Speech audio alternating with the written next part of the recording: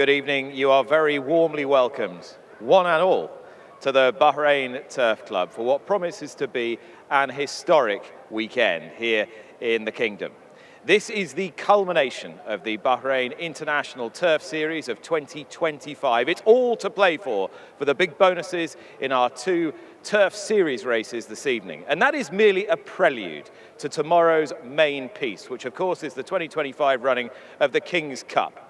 The King's Cup is now a great international showpiece here in Bahrain. It provides the concluding bookend to the season. It's also one of the most historic races. It began as a race for local bred horses in 1982, was opened up to the world in 2015, has gathered status and standing apace in recent years to the point where this year it has achieved international pattern race status, Group 3 status, for the first time. We've got a wonderful field assembled tomorrow. We've got some high-class, hard-knocking runners tonight, all of whom are in the running for some serious prize money. It's a breezy night here in Bahrain, but it is an ill wind that blows nobody any good.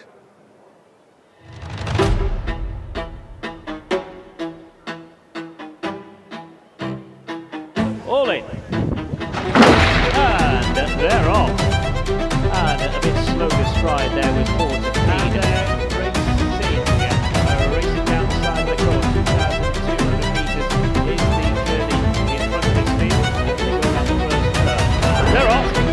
1,800 metres in front of them, and it's a short dash for the first turn. Up to 1 metres in front of them. And they're off.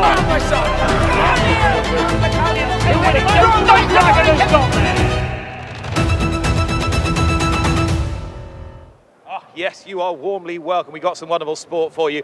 Nick Luck here, paddock side at a breezy Bahrain Turf Club, flanked by two lieutenants who have been generals, frankly, through the last few weeks because they've been doing sterling work here, Ali Vance and Nick Lightfoot, to necessarily hold my hand and yours during the course of the evening. Ali, welcome. Thank you very much. It is a breezy evening, and it's been raining most of the day, which is not what you expect in this part of the world, but it's all set to be fair this evening, though, and we've got some exciting races. Yeah, we have. We've got two legs, the final two legs of the Bahrain Turf Series. How has this captured the imagination this season, Nick? Hugely. And I think that based on last year, the sprint series was done and dusted from some way out. Brazen Bolt won it. But we had that amazing nail biter last year, final day. Parlando just beating Box to Box, who of course is in the series this year. And I'm hoping for something similar in both of ours today, because both of the series, the sprint and the middle distance, are up for grabs tonight. And we've seen the usual coterie of European trainers, many of them British-based, who've really used Bahrain as a winter base this time round. Ali, who've been the great success stories? Well, we had the first Irish-trained winner in Snellen, who won the first Bahrain Turf Series race. She's running again this evening, looking to win her second, putting one on either side of her time out here. We've also had the likes of George Bowie, George Scott, who does so well out here, but generally a bigger team. This is now in its fourth season, the Bahrain Turf Series. It's expanded to 12 races this season, and more horses and better quality horses this year than ever before. Feels very well filled as well. We often talk about the draw here at the Bahrain Turf Club. That could be critical in our longer distance race tonight. Absolutely, in the longer distance race. I'm just kind of working out as to who I think is the likeliest player to come out on top, because at the moment it's Majestic, who is on top of our standings. Hadn't won in, 3 years since his days in the UK, but he's farming out here. They're all there trying to beat him. Nick Lightfoot, Ali Vance, alongside and in the paddock, getting all the news and views during the course of the evening. One very important fixture for this evening's entertainment is the man who will be calling the races in the final two legs of the Bahrain Turf Series. It's good evening to Darren Owen. Good evening, Nick. Good evening, everybody. Yes, it was nice to hear from the General and the two lieutenants, and this is the private reporting from the commentary position. Looking forward then to two wonderful days racing, culminating, of course, with the King's Cup tomorrow. Let's just stress we are on the inner track for tonight's sport. The ground officially described as good to firm, good in places. Yes, we've had rain in the Kingdom over the last few days. So two open renewals of the Turf Series coming up a little later on. Let's have a look at what's coming up. And the first race is for the Arabian Breds. It's over the minimum trip of 1,000 metres, and the horses are in the paddock for the first race. Second race on the card is the MAZAD Sprint Cup. The locals will be going over the 1,000 metres in that race, and then the Coolmore Cup follows for the imported thoroughbreds going the mile. The third race on today's card with Juan Torino, who's been in really good form this winter, the favourite on the international markets. An open renewal of the international handicap, the final turf series for the middle distance, turf series race for the middle distance horses. 2,000 metres there. Soldiers, Empire and Killybegs Warrior topping the betting in the international markets for that particular race. And the FATEH Cup by BAPCO Energies is the sprint, 1,200 metres. Roman Dragon holds a very strong position indeed when it comes to the outright winner of the turf series. Interestingly, Pisnair is a horse that a lot of the experts like going into tonight's race. Pisnair, the perfect one-from-one here in the Kingdom. That race followed by the Grand SEIKO BAHRAIN Jewellery Centre Cup over 1,200. The seventh race is the Auction Cup by MAZAD over the 1,800. And we finish tonight's programme with the LEXUS Cup over 1,400 metres for the imported thoroughbreds.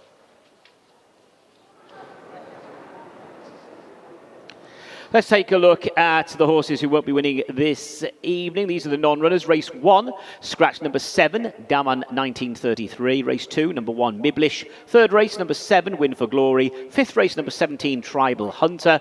Sixth race, number 13, Golden Arrow. And in the seventh race, number 5, Mojar is a non-runner. And jockey changes. Alberto Sana will not be in action here this evening. A couple of confirmed changes thus far. In race number 5, note that number 2, Greer, is partnered by Gary Carroll. And we have a reserve going in that race. So What's Up Business, What a Business, that's horse number 19. And What a Business is partnered by Abdul Rahim Jassim. They are the jockey changes. Let's take a look at the lineup for our first race. And the horses are just making their way to the 1,000-metre start on the straight course. First race coming up at 8:15 local time. It's a 1,000-metre race for the Arabian Breds. Number 1 is Al Managi 1846, Hussein Maki. Number 2, Al Saklawi 1874, and Salem Al Ajmi. Number 3 is Kahalen Weld Zoreya, Abdul Rahim Jassim. Number 4 is Al Saklawi M947, Hassan Al Safar. 5, Al Shawaf and Kasim Jamil. Moving on to number 6, Al Tuwaisa, M1075, Ali Hussein. Scratch number 7, Daman. Number 8 is Krushan, M1080, and Hussein Asghar. 9, Krushan, M1146, and Tapiwa Mansusa. And number 10 is Kahalen Al Adiyat, 1915.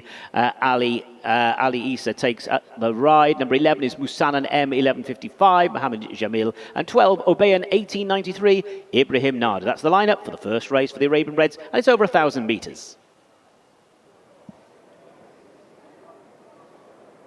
And the beauty of this weekend is that it not only rewards horses who've come from further afield, from England and Ireland and France, but also the horses that ply their trade locally week in, week out, not just thoroughbreds, but also local bred horses and the purebred Arabians, which are, of course, such an important part of the history and culture of the Kingdom of Bahrain. And we open up with some old friends.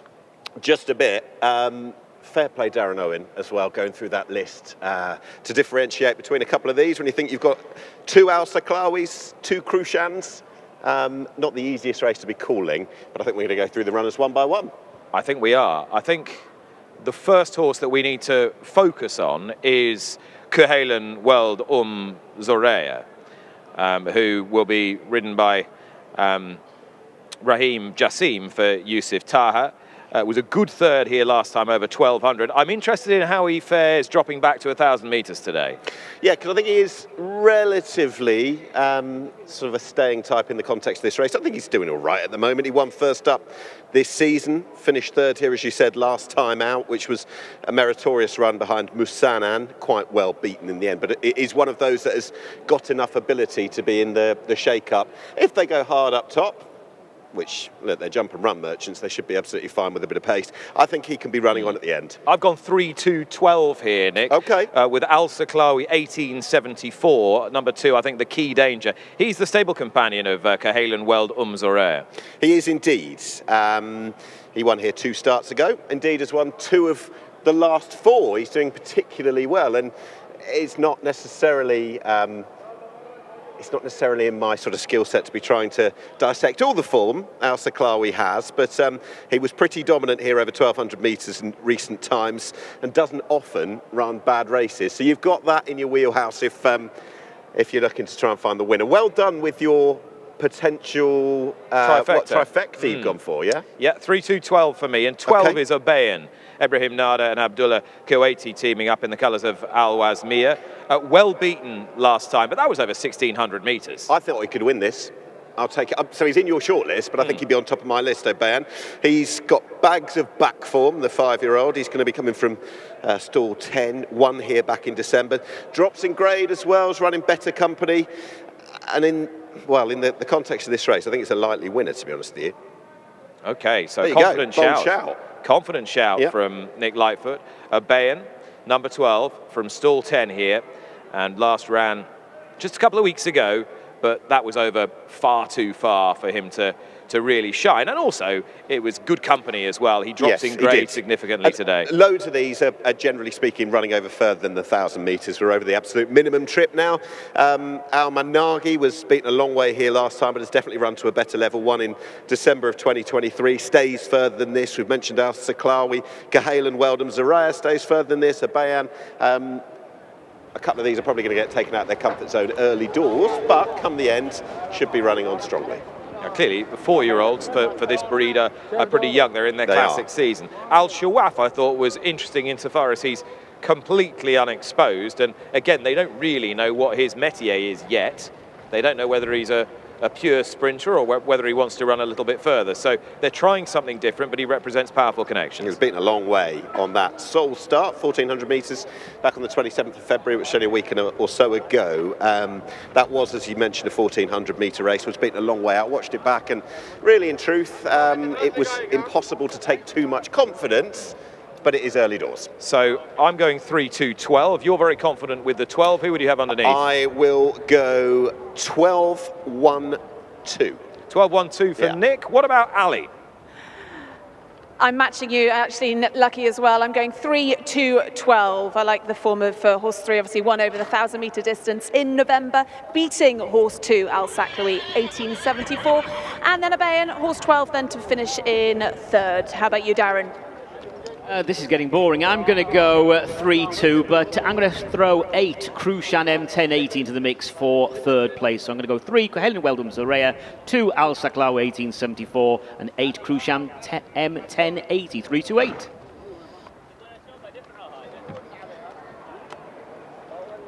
Darren, Ali, thank you. So I think all in agreement that Cahalan Weldham Zorair is the horse to beat, but one outlier in Nick Lightfoot who thinks Obayan might just do that. There is Obayan, number 12, looks particularly well in his coat on this cool and breezy night here at the Bahrain Turf We've had Club. quite a bit of rain, as Ali said, number of puddles actually back in the city where we are. So I'll be interested to see exactly how the track's going to be riding. I'm sure the wind is going to be having an effect as well. Very often the case that it's particularly windy here, and so a lot of these won't have any issue running into the teeth of it.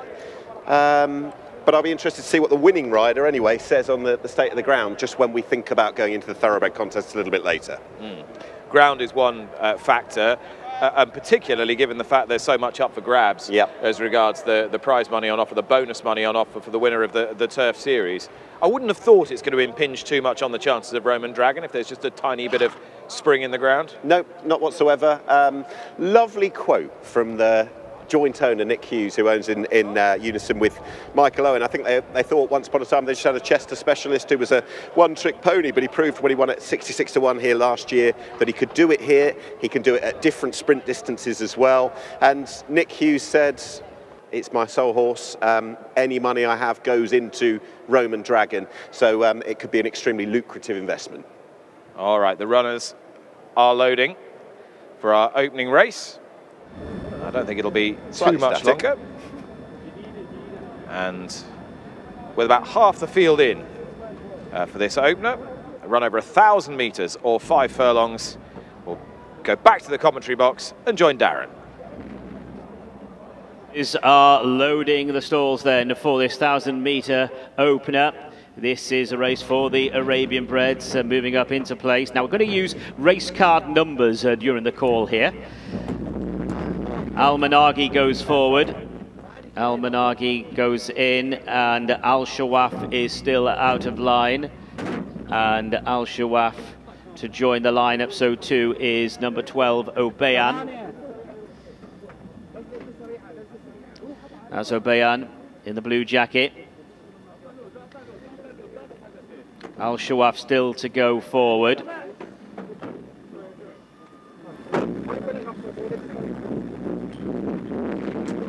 Al-Shawaf's just backing away from the stalls. One or two of them just getting a little stirred up in the gates.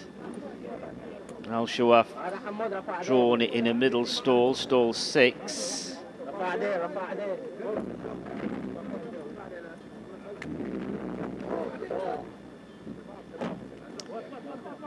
Still not there. It's a long hold for some of the others.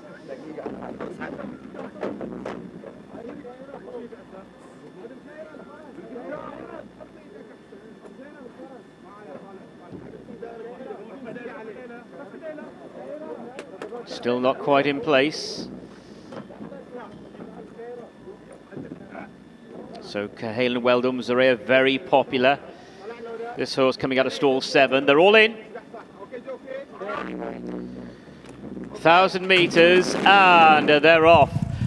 Al-Shawaf missed a beat coming out of the starting stalls. Number 9 Krushan was also slow to go, and number 8 Krushan, that is one of the greys, was also slow to gather stride. Meanwhile, far side, it's number 2 Al-Saklawi with Al-Tuwaisa going down the centre of the course, and Cahalan Weld Umzarea is showing up prominently. Over on the far side is Musanan in company with Al-Shawaf. Stepping forward near side, number 8 Krushan, that's another grey. Al-Managi is in the mix, followed by Obeyan, heading now towards the final 500 metres of their trip, and on the far side it's number 2 Al-Saklawi who's trying to break away at the 400, leads by a couple of lengths, followed by Cahalan Weld Umzarea, victorious, holding a strong hand. 8 Krushan making an effort on the near side, followed by 4 Al-Saklawi. Al-Managi and Obeyan are following, heading down towards the last 200. Over to the far side it's 2 Al-Saklawi, on the near side is 8 Krushan really running on. Cahalan Weld Umzarea in the mix, and Obeyan is finishing really nicely inside the final 100 metres, and on the near side it is 8 Krushan. Over on the far side 2 Al-Saklawi, Obeyan between them. 8 Krushan has got to the line in time. It is 8 Krushan, tight places between Obeyan, who was in company with 2 Al-Saklawi, and they were nicely clear of the rest. Back in 4th place was Cahalan Weld Umzarea, never really picked up. So it is 8 Krushan, a Krushan M1080. Hussein Askar is the successful jockey. That's Hussein's 12th success over the winter season here in the Kingdom. Let's have a look at the final 200 metres. On the near side was 8 Krushan. Good effort, a sterling effort from 2 Al-Saklawi over on the far side, trying to cling on, but it is 8 Krushan who has taken the money. Obeyan has got second on that evidence, that's number 12 Obeyan. 2 Al-Saklawi back in 3rd position, and 3 Cahalan Weld Umzarea, it was in 4th. So those provisional numbers are in. It is 8 Krushan the winner, 12 Obeyan 2nd, 2 Al-Saklawi 3rd, and 3 Cahalan Weld Umzarea 4th. It is number 8 Krushan M1080, partnered by Hussein Askar, taking out race number 1. He chiselled his way to victory, chipping away up the stand side rail, the grey Krushan. It scarcely looked as though he'd get there until the final 50 yards. And now, coming right down to the stands rail, and with that rail to assist, he runs on strongest of all. Maroon deep in the track is 2 Al-Saklawi, splitting the pair. Obeyan, who's the fastest finisher by some way, Nick, and has looked as though 1,000 metres is on the tight side. Yeah, 1,200 would have been absolutely fine. I think watching this back again, Al-Saklawi really has had to do his own thing over on that far side. He was drawn in 1, raced obviously towards the centre, the middle side, but he completely by himself. Nothing else could go with him on that far side. And surely, even though he's a few widths off the rail itself, I'd say that the winner has been assisted by the part of the track. All right, the winner is number 8, Krushan M1080, the grey, and Ali is alongside. And what a season this jockey is having. Hussein Asker, congratulations. What made the difference with this horse today? He's a good horse, he's in a good form, and he ran in 6 and 7 furlong, and he come to 5 furlong, and he's improving a lot after 3 races. And first win for the trainer, Riyadh. Yeah, first ever win for the trainer. Yeah. He'll be celebrating hard. And how did the track ride with the rain today? It's soft with the rain. It was raining today, it's a little bit soft. And congratulations then on your big win for this 2-day King's Cup Festival then. Hussein Asker is having a fantastic season. The young apprentice celebrated his 21st birthday last week, and he's starting the King's Cup Festival on a high with victory in the Arabian race. So the provisional placings confirmed as first number 8, Krushan M1080. Second was number 12, Obeyan. Third, number 2, Al Saklawi, 1874. And fourth was number 3, Kuhalen Weld Zarea. So Krushan wins for the first time. Krushan M1080 wins for the first time. Then this is a horse that had been running well in defeat, was a close fourth here last month and had put in some sound placed efforts during the early part of the winter season. The official time of the winning horse has been confirmed as 1 minute 10.76, 1 minute 10.76, and the distance is confirmed as half a length and a neck. Half a length and a neck as we welcome back to the paddock and to the winner's circle. Hussein Asker is about to scale as the winner of the first race of the meeting aboard this grey Krushan M1080, and the locals just giving him a hearty cheer as he comes back. And Hussein really riding at the top of his game. As I was saying a moment ago, that is Hussein's 12th success of the season, so he's certainly towards the top end of the Jockeys Championship. So please welcome back then the winner of our first race for the Arabian Breds. It is number 8, Krushan M1080. Al Mohammedia Racing, the leading owners this season with their 30th success. Rayad Ahmed, the trainer, and Hussein Asker aboard Krushan M1080.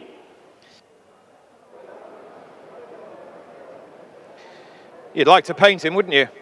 Absolutely, absolutely. He's absolutely stunning. And also those very famous Al Mohammedia colours, they've got that real bit of distinction and superiority whenever I see them. I know they're big players out here, but I think their colours fit for a fine night like this. Nick, I want to ask you about the jockey's comments with Ali there. Yes. He was describing the ground as quite soft. Now, this is all a relative concept. What is soft here might not be soft in Europe, for example. However, he has pointed out a distinct difference to how the ground normally rides, and we need to factor into calculations who that might suit a little bit later on, and indeed where the best part of the track might be.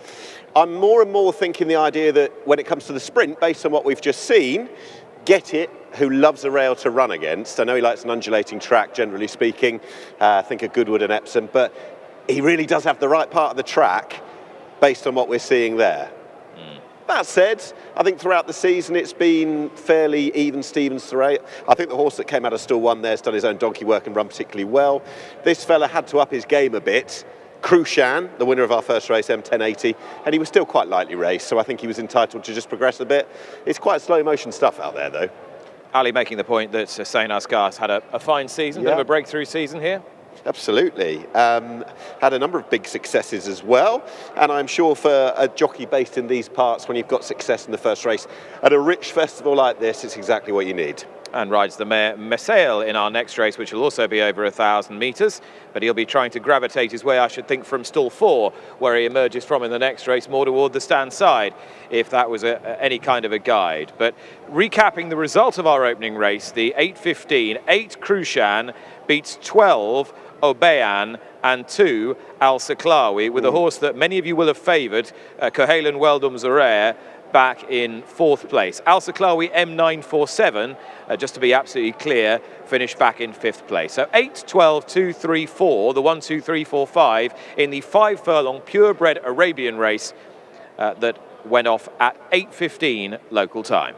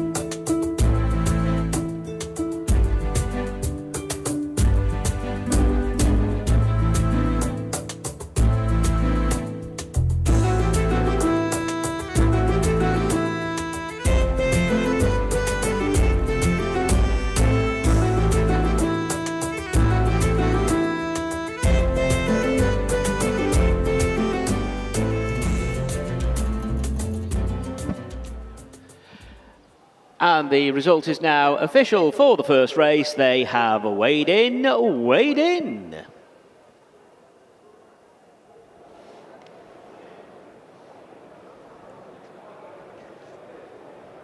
Darren, thank you. Now we're going to have a look ahead to our 2 feature Turf Series races this evening, and particularly in the context of what might happen at the end of those races as regards the final standing. So the first of them is due off at 9:45 local time. It's the International Handicap. This is over 2,000 metres, or 10 furlongs, or 1.25 miles, whichever way you like to slice it.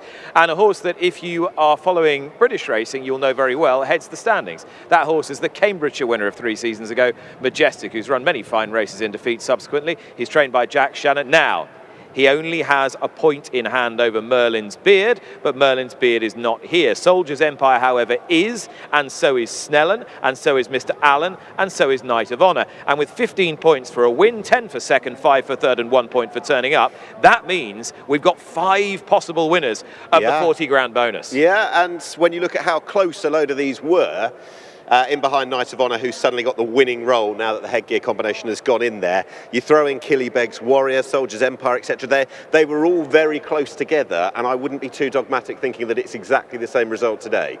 So we've got to take account of pace, we've got to take account of conditions, we've got to take account of draw. You know, these are all horses Soldier's Empire drawn very wide. Comparable ability, not to mention revised handicap marks. So chuck all that into the barrel, and what comes out on top? I'm going to go for the lesser exposed, the massive step forward from run 1 to run 2 out here for George Baker. That's Killybeg's Warrior, who was closest pursuer behind Knight of Honour, absolutely flew towards the finish. I think he's got a fine setup of race, and cliche alert, but George Baker, as you well know, absolutely knows the type to bring out here. And based on the way that he ran last time, if he improves a little bit, I think he could go and win this. Here's confirmation of the horses that go to post in race 4, which is the first of our 2 Turf Series races. The top horse is Snellen here for Gary Carroll and Gavin Cromwell. Ali Vance told you earlier in the show, the first Irish-based winner here at the Turf Series. Knight of Honour, Majestic, Bleak, Fanatic. 6 is Mr. Allen, Billy Loughnane riding for George Bowie in the Ammo Racing colours. Soldier's Empire, Neil Callan, Gulmarg, Andrew Breslin, Killybeg's Warrior, Pat Cosgrave for George Baker. You were just talking about Nick. Return of the Mac, Ali Hussein for Osama Hashim. Return of the Mac, Box to Box, who's having his 3rd season here at the Bahrain Turf Series for Hugo Palmer. Yes, very much so. Harry Davis.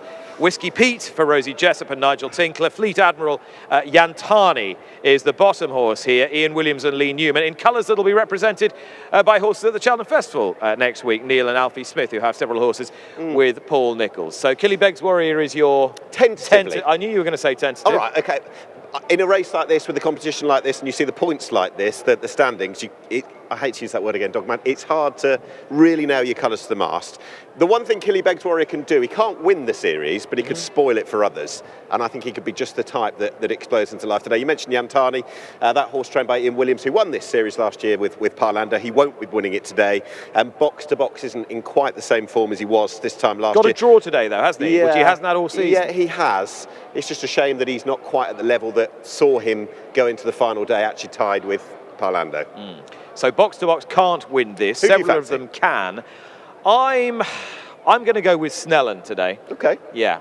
I just think the conditions might just suit her. That little bit more ease in the ground. I think the way the race might set up could fall for her.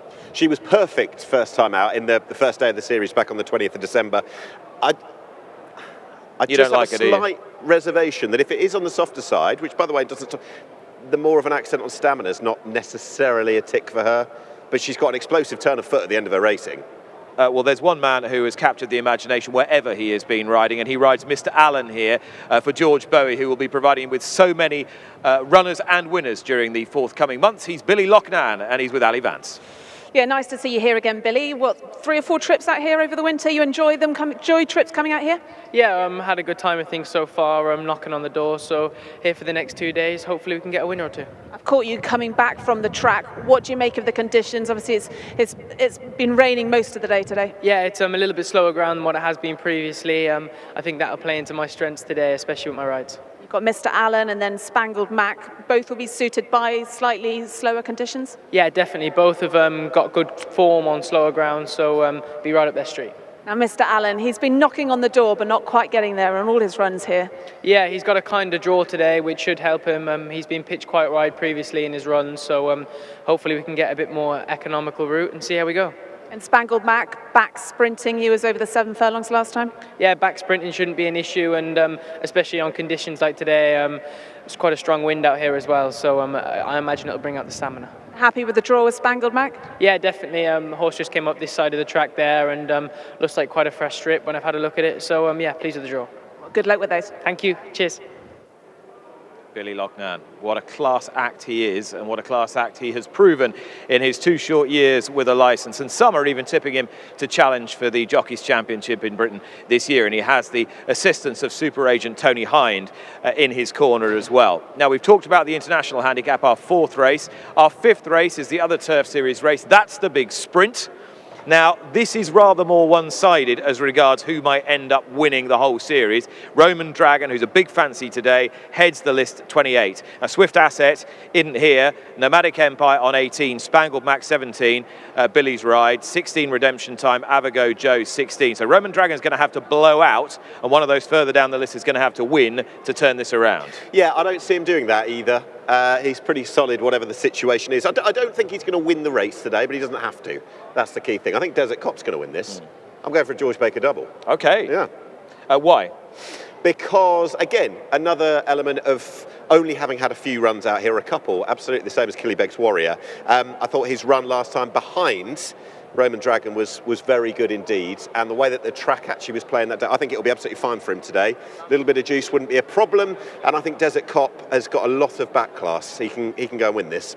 It's the FATEH Cup, sponsored by BAPCO Energies, Pure Dreamer, Greer, Spangled Mac, you've just been hearing about from Billy, Roman Dragon, the leader of the Turf Series Sprint, Get It, Stewards Cup winner and regular here in Bahrain, then Laba Laba, Pisner, really interesting. First time here in Bahrain for Alan Smith, a horse who's come from George Scott's stable. Desert Cop, Nick was talking about his fancy for the race. Callum Shepherd for George Baker. Nomadic Empire, Deep Intrigue is number 10. 11 is Grand City Hall, Neil Callan for Marco Botti, who also trains Jahangir. Nationwide, Stefan Lajaj for Fauzi Nas. Instinctive Move for Alan Smith, and Cover Point Connor Beasley for Jabba Ramadan. The Thin Blue Line, Tribal Hunter is a non-runner. Ibn Arabi does run, and What a Business likewise. What a Business is now ridden by Al-Rahim Jassim for Jafar Radi. So that's a look ahead to our 2 feature races tonight, which are due off at 9:45 and 10:15. But our second race is nearly upon us, and with that, and with the bell going in the background, let's get the runners and riders from Darren. Thanks, Nick. Let's move on to our second race then, the MAZAD Sprint Cup, and this is the field. Number 1, Miblish, is a non-runner. Number 2, we won it 6 times, and Hussein Mohammed. 3 is Madar, Rosie Jessup. 4, Batmobile and Dehe Al Sadoun. Number 5 is Nafar Abdul Rahim Jassim. Number 6 is Hamia Hassan Al Safa. 7 is Masail and Hussein Asghar. Number 8, Rahil partnered by Connor Beasley. Number 9, Gamran, Zuhair Majid. 10, Wardar, Hussein Maki. And 11 is Monaco, and that is a jockey change. Hassan Asghar takes the ride. Locally bred sprinters going 1,000 metres coming up in the MAZAD Sprint Cup next.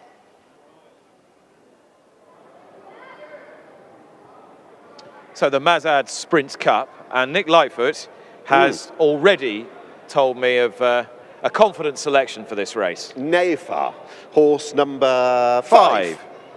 Not tentative. I'm going to go solid. On the basis that the horse was best of the rest behind a horse I think will win race 6, Scapegoat, last time. And also, actually, the time before, the horse that Scapegoat's got as a big threat, Luna, the time before that, I think is getting better and better. And I thought that 1,000-metre run was an absolute cracker. So I think Nafar is going to win this. OK, Nafar, number 5. Raheem Jassim for Abdullah Kuwaiti. We're going to have a look at 2. We won it 6 times, so only needs to win once tonight. Yeah, hasn't troubled the prize money horses in a long time. Hasn't finished any better than 7th in the last 8 or 9 runs. So we won it 6 times. Has it all to do.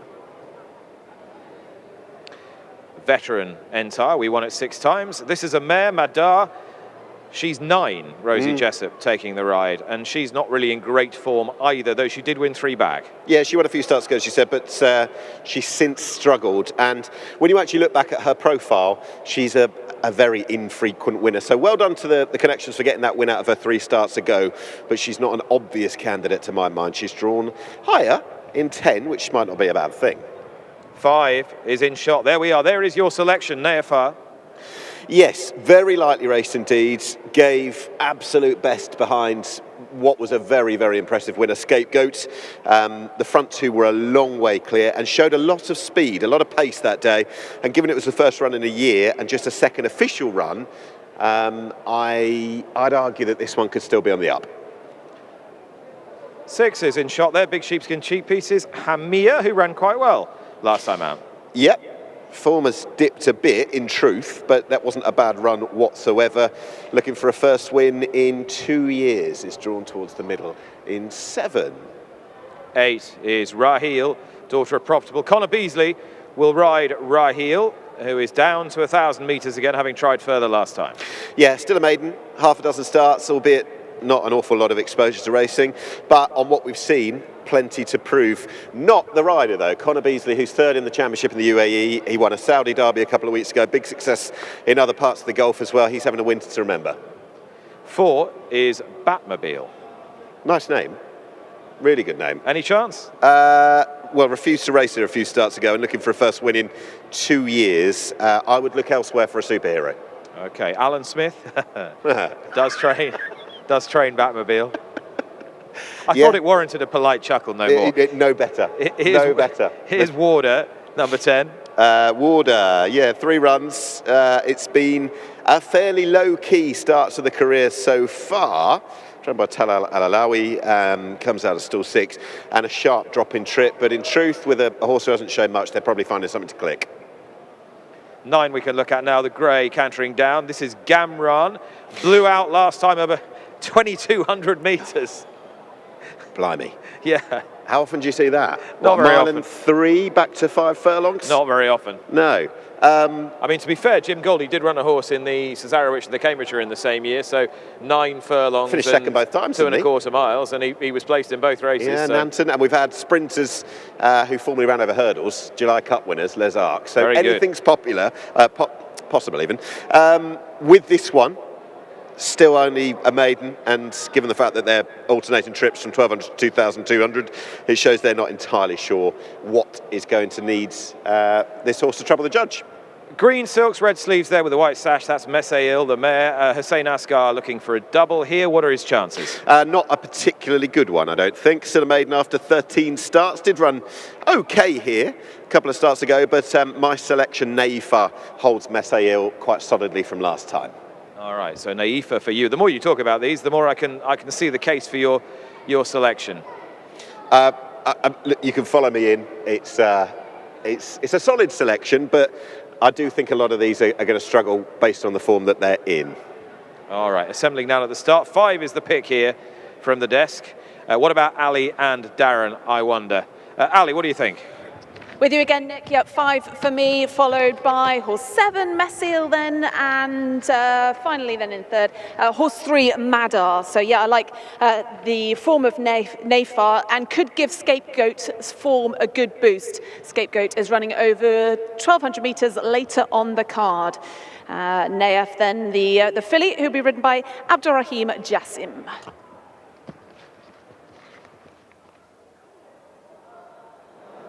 All right, so Ali's following you in, Nicholas. Well, he's suddenly feeling a bit of pressure now, isn't it? But I do think a replication of that run last time surely sees Naifa go very, very close indeed. One small issue, potentially, given what we saw in the previous race. Yeah, given Draw. the purebred Arabian who was marooned over on that far side, but still managed to run a pretty good race. And actually, I know the track's going to be playing different, but it was a similar setup of race for Naifa where he was drawn, or she was drawn, last time. So we'll see. All right. Behind the stalls for our second race, the MAZAD Sprint Cup of $8,000 here. And the action will build towards our feature races today, which are races 4 and 5. So 9:45 and 10:15 local time.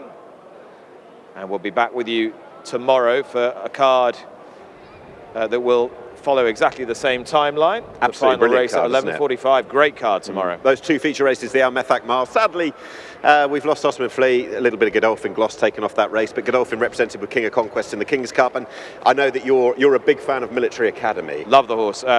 First clapped eyes on him at Salisbury in the middle of the season last year, just before the big York meeting, and he won very impressively. His Highness Sheikh Issa was there that day to see him. He's a beautiful looking colt. You feel that he's only going to keep improving. He's got really significant physique. Yeah, he has, and the owner-breeder angle, and given the half-sister commissioning, we never got to see her blossom. Sadly, she was a Group 1 winner at 2, but she never ran thereafter. It'll be interesting to see how much this one can develop. I thought he ran a really good race in the Winter Derby, and if there is a bit of juice in the ground still, based on what he was doing on the turf in the UK, that wouldn't be a problem to him, would it? I see him as a horse who could yet take quite high order in pattern races in Europe. Like last year's winner of this race, Isle of Jura. Indeed. Although we didn't necessarily know it then. No, I mean, I think relatively few people, even after that amazing treble here in Bahrain last year from Isle of Jura, who would have imagined him as the sort of horse that would go on and win a Hardwick impressively and then be talked about as a potential contender for the King George. But so it proved. Yeah, and he beat the King George winner, didn't he? Yeah, I mean, exactly on form, midsummer, he was just about the best there was. And I think George Scott has made all the right signals that Royal Ascot is going to be on the agenda again, because for a huge horse who picked up an injury, it did sound as though it was going to be curtains for his racing career, but positive. And it's really significant, it seems to me, that you had a horse like Isle of Jura last year, the horse we've been talking about for tomorrow, as the sort of quality animals that could yet stamp the King's Cup as that, as I said, that bookend to the season that is started off by the International. Of course, in its own right, a more historic race and a key race for everyone here in Bahrain. Absolutely right, and it should be a destination race. Early March. It's not impossible to think you could run in this and go to a Shima Classic one day. You know, that's not a completely fanciful idea a few years down the line. Particularly with the gap between the 2 races this year being a significant one. All right. That's a shame for some people. The gap between our first 2 races today has been a little more significant than we'd anticipated, but they are going to load the stalls very shortly for this 8:45. The MAZAD Sprint Cup, and we're going to reiterate our selection here. 5, yes. Naifa. You didn't give me the ones underneath. No, but we were just talking earlier, well, I mentioned the breeding, the naming of Monaco being out of Grace Kelly. I think that's a bit of imaginative working there, so well done them. I will go, I will go, I have to confess, I've seen this as a one-horse book, but I'm going to go for Naifa number 5 to beat 6 Hamia, and for a little bit of context to the form, 7 Messail. So 5, 6, 7. 5, 6, 7 for Nick Lightfoot ahead of this A45, the MAZAD Sprint Cup. The loading process is now underway. Let's get up to the box and join Darren. Runners going into the starting stalls for the MAZAD Sprint Cup. Well, I'm in agreement. I'm going to go with Nafar as well, number 5 Nafar. Now, I'm not suggesting Batmobile is going to be the superhero, but it might be the support act, so may chase home Nafar. That's number 4 Batmobile, with number 3 Madar to perhaps fill out third place. 5, 4, 3 for me. So runners then moving up into stalls. There goes Monaco. Monaco wears the white cap of M&D Racing. Wardar goes forward. There's a close-up of Raheel. Raheel in stall 9. And Connor Beasley, we've already mentioned, having a terrific winter in Dubai. Last couple to go forward are Messail and Batmobile. So 1,000 metres for the locally bred thoroughbreds. Wardar goes into stall 6. Batmobile drawn to the extreme left in stall 1. Messail goes into stall 4. And we are set to go. Race 2, the MAZAD Sprint Cup. Oh, Messail is rearing at the wrong time in stall 4. Now settles down, and Batmobile's also rearing. They're off. And a bit of an awkward start for Nafar in the blue jacket, and also slow to go was Wardar through the first 100 metres of their journey, and it is Messail who shows dash with Gamron, the grey in the centre. Monaco is to the right. Nafar now on an even keel after that awkward beginning. Leaders are being chased by Hamir, then comes Raheel. Wardar further back to Madar's being pushed along. Last two are We Won It 6 times and Batmobile, heading inside the final 600 metres. Monaco to the near side, red headgear to the right with Gamron for company, and Hamir away to the left are Messail, who's just changed its feet, and over on the far side is Nafar heading now inside the final 400, and it is Messail on the far side with the for company Hamir, and Nafar trying to get on terms. Look at Raheel coming on really well, red and black jacket inside the final 200 metres up to the near side running rail. It is Raheel over on the far side. Messail, the width of the course separates the principals here. Hamir's in the centre, on the near side it's Raheel, and Raheel's in front on top by a good couple of lengths. Raheel the winner. It's another one for Connor Beasley. Second place Hamir, third is Messail, and Nafar may have just got fourth position. So it is Raheel, number 8, Connor Beasley, having a wonderful winter, and that continues here in the Kingdom. The MAZAD Sprint Cup has gone to Raheel. Jabba Ramadan, the successful trainer. Al Hafu Racing. The width of the course separated the principals there inside the last 200. Messail ended up over on the far running rail, but Raheel, true to the near side running rail. Raheel came out of stall number 9 and took that straight course and has gone on to win. That is Raheel. Second place, that goes to Hamir with Messail in third. And Nafar, well, quickly gone onto an even keel, but it was an awkward beginning for the very popular choice Nafar. So the numbers, the provisional numbers in the frame, that's 8 Raheel, 6 Hamir, 7 Messail, and 5 Nafar. Connor Beasley has felt the warmth of the winter sun in 24-25, and he has really bloomed. Another winner for him here in Bahrain. The man who took the Saudi Derby, Connor Beasley, has ridden Raheel to success for Jama Ramadan. And surely, Nick Lightfoot, we can now deduce that up the stand side rail is not a bad place to be. I think if you are connections to those that are drawn high in the big sprint race 5, you're going to be pretty satisfied with what you've seen. This was a launch forward for Raheel, but it looks like he's got a bit of a golden highway down the near side. These are the colours we're going to see with Sunday Sovereign tomorrow, or Sovereign Spirit I should say, in the big race, the King's Cup. He ran second in it last year, so they're off to a flyer. He's won very easily, but track position has been everything, certainly to my mind anyway. Yeah, and if you look at where the selection was, Naifa, we did introduce that note of caution just before the off. Far left of shot, can't have been a good place to be. Connor Beasley knew where to be, and he's now alongside Ali Vance, which is never a bad place to be. Yeah, congratulations, Connor. What kind of feel did he give you? Yeah, no, listen, she jumped, travelled away good. There was plenty of pace on, obviously, but she tracked them away good. So from the 400 there, asked her to go about her job, and no, she went to the job well, and galloped all the way through the line, and give me a nice feel. So no, delighted for Connections. She's got her head in front, and yeah, hopefully she can keep progressing. Helped being on that rail? Yeah, definitely. Obviously, I was drawn that sort of direction, and a bit of a rail there when you're in front from sort of 400 down. Just a bit of a guidance, really, and no, she knuckled down when I needed to do. And you've got a nice ride with Majestic coming up later. Yeah, He's that's leading the division. Yeah, that's it. We go back a long way. Finished second on him at Epsom, so no, it was good to get the call to come over to ride him, and looks like he likes this side of the water good. So no, looking forward to him. And good to get in the winners' enclosure then. Early doors, congratulations then. Connor Beasy winning on Raheel for Jabba Ramadan. Yes, Connor Beasley in the spotlight once again. So that is number 8, Raheel, the winner. Raheel is owned by Alafu Racing, and that is another winner there for Alafu Racing this winter, bringing their tally to 15 now for the current season. Jabba Ramadan, the successful trainer, has saddled 12 winners thus far. Raheel, the winner. Hamir, number 6 in second place. Hassan Al Safar was aboard. Hamir showed really good speed with Messail, and Nafar, as we were saying beforehand, the 4th place horse, was awkwardly away coming out of the starting stall, soon on an even keel. I wonder if that affected Nafar's run at all. I'm not sure, but Raheel right up against the running rail horse who was unplaced last time behind Call to Court. That was over 1400, but that dropped back to 1,000 metres, really suiting this mare today, this daughter of Profitable, that is Raheel.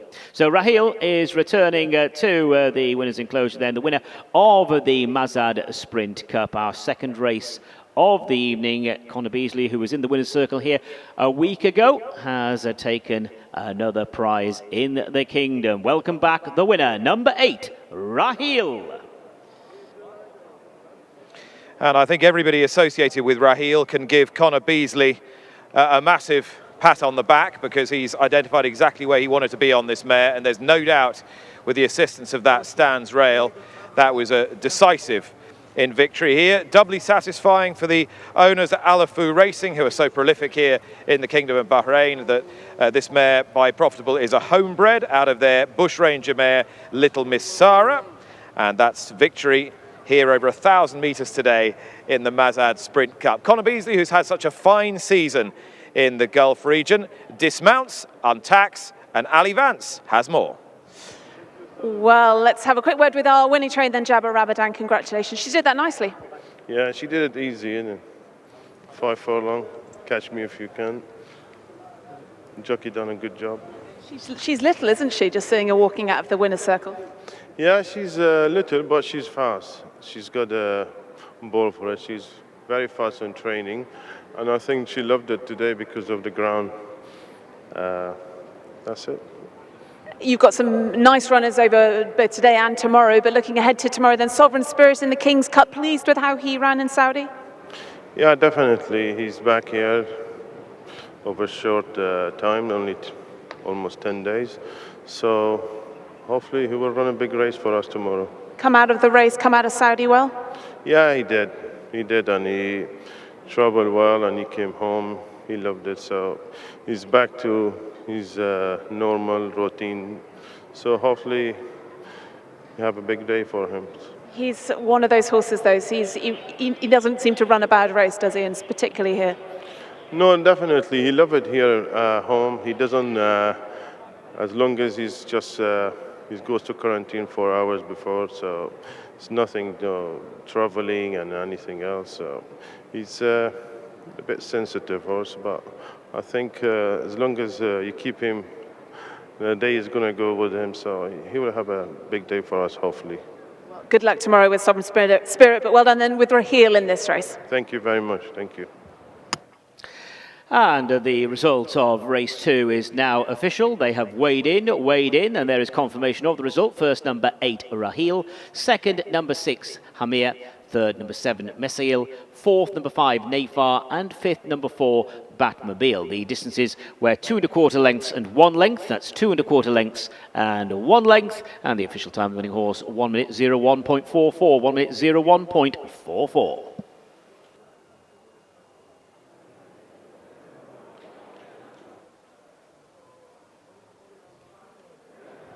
Let's take in replays, a few more angles of Raheel's success. And Raheel, who was, admittedly, 2 starts ago behind Naifa, as you can see on the fantastic drone angle that we've got, benefiting from being over on that far side as we see it, near side, and having that golden highway down the near side. It does look as though that is the way, based on the previous race. The first, which was the Purebred Arabian race, the winner drawn high, and Raheel was drawn 9, stuck to the near side under the excellent Connor Beasley. Horses in second and third, Hamia and Mesail, running good races, but it wasn't to be for Naifa. It was, Nick, for Raheel. And the presentation taking place now, Nick, for our second race. Raheel, the winner. And welcome up to the presentation podium, Talal Al-Arafi, the Chief Executive Officer, presenting the trophy to Alafu Racing, Ibrahim Alafu, Jabir Ramadan, the winning trainer, and the winning rider, Connor Beasley.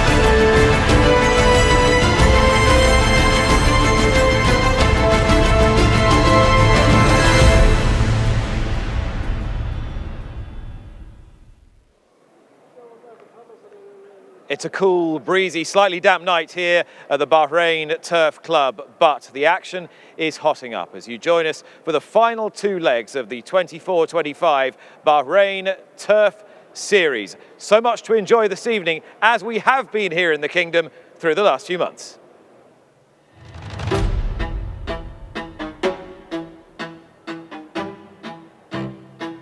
All in. And they're off. And a bit slow to stride there with horse of speed. Racing down the side of the course, 2,200 metres is the journey in front of this field. As they go around the first turn. They're off. 1,800 metres in front of them, and it's a short dash to the first turn. Off to 1 metres in front of them. And they're off. Dragon has got there.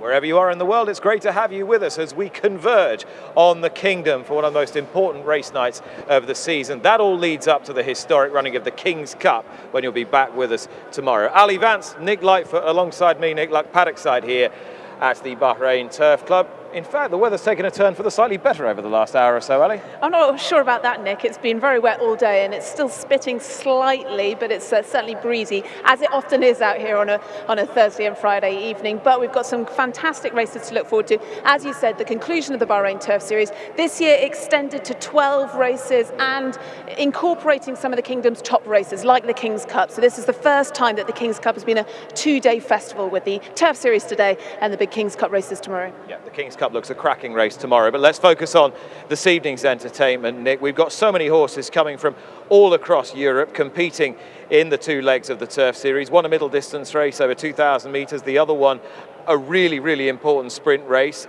Roman Dragon looks to have the sprint series all but sewn up. It's much, much more competitive in the middle distance race. Isn't it just? 5 horses can win the middle distance one tonight. Majestic is clubhouse leader going into the last leg of this. But given the fact that they've generally been beating each other, I think we could have another story like last year, where 2 horses tied at the top, and it was one on who actually won the race on the night.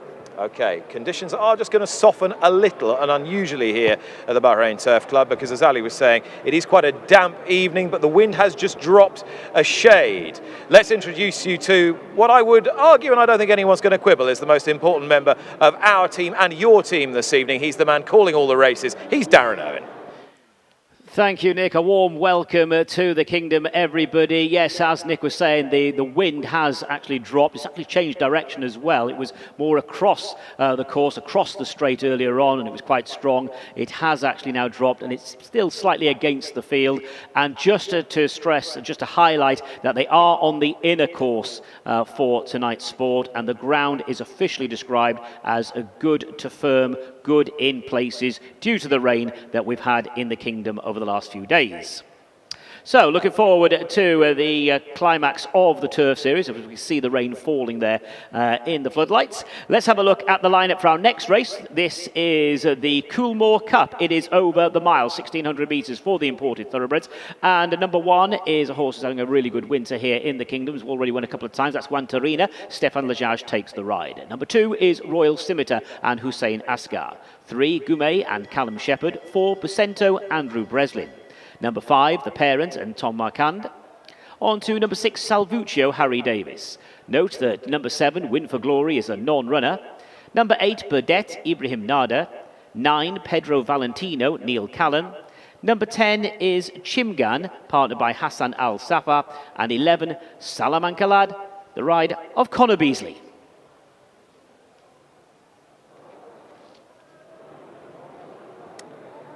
So this COOLMORE Cup, runners are in the paddock and the off time is 9:15 local time. The action hotting up here a shade, and the top of the card is a good place to start. Stefan Lejage getting the leg up on Fauzi Nass's Wantarina. Nick. Yeah, he's got a very good time of things, formerly with Andrew Balding, and a first season out here that's going well. Has run some fair races and ran a very good second to The Parent back on the 31st of January. He's got that 14 to 1,600 metre versatility, and I liked that third to Army ethos. He can get on with things as well.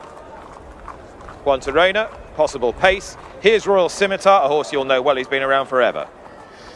Yeah, and he has competed at a very good level out here in turf series races and the like. Hasn't won in a year or so now, but was right up in behind Juan Terena when 4th last time. So that form stands up, I would say. Callum Shepherd takes the ride on Gourmet from stall 11. Does indeed. Winless in 2 years, but has taken in some very good contests in that time. Turf series races and so on. Probably taken a bit of a regressive step this campaign, but he was ridiculously competitive and consistent last year.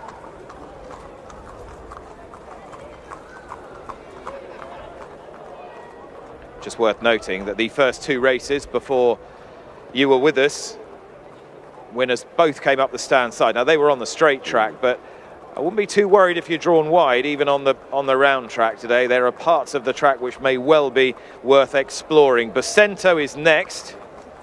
Yeah, we have had a couple of the jockeys so far saying, and there are different degrees of soft around the world, but there's real ease in the ground. It does look like on the sprint track we've got a golden highway down the near side. Anyway, more later. Bacento, winner back in late December, was a couple of positions behind Juan Terena and Raw Scimitar. I just wonder whether this trip might be far enough as well. 5 is the parent in the silks of Sheikh Issa's Al Adiyat Racing for Alan Smith and Tom Marquand. So top connections, how do you explain last time? Well, not ideal really. Beat Juan Terena a couple of starts ago, but either side of that, particularly earlier this season, has struggled in reasonable company.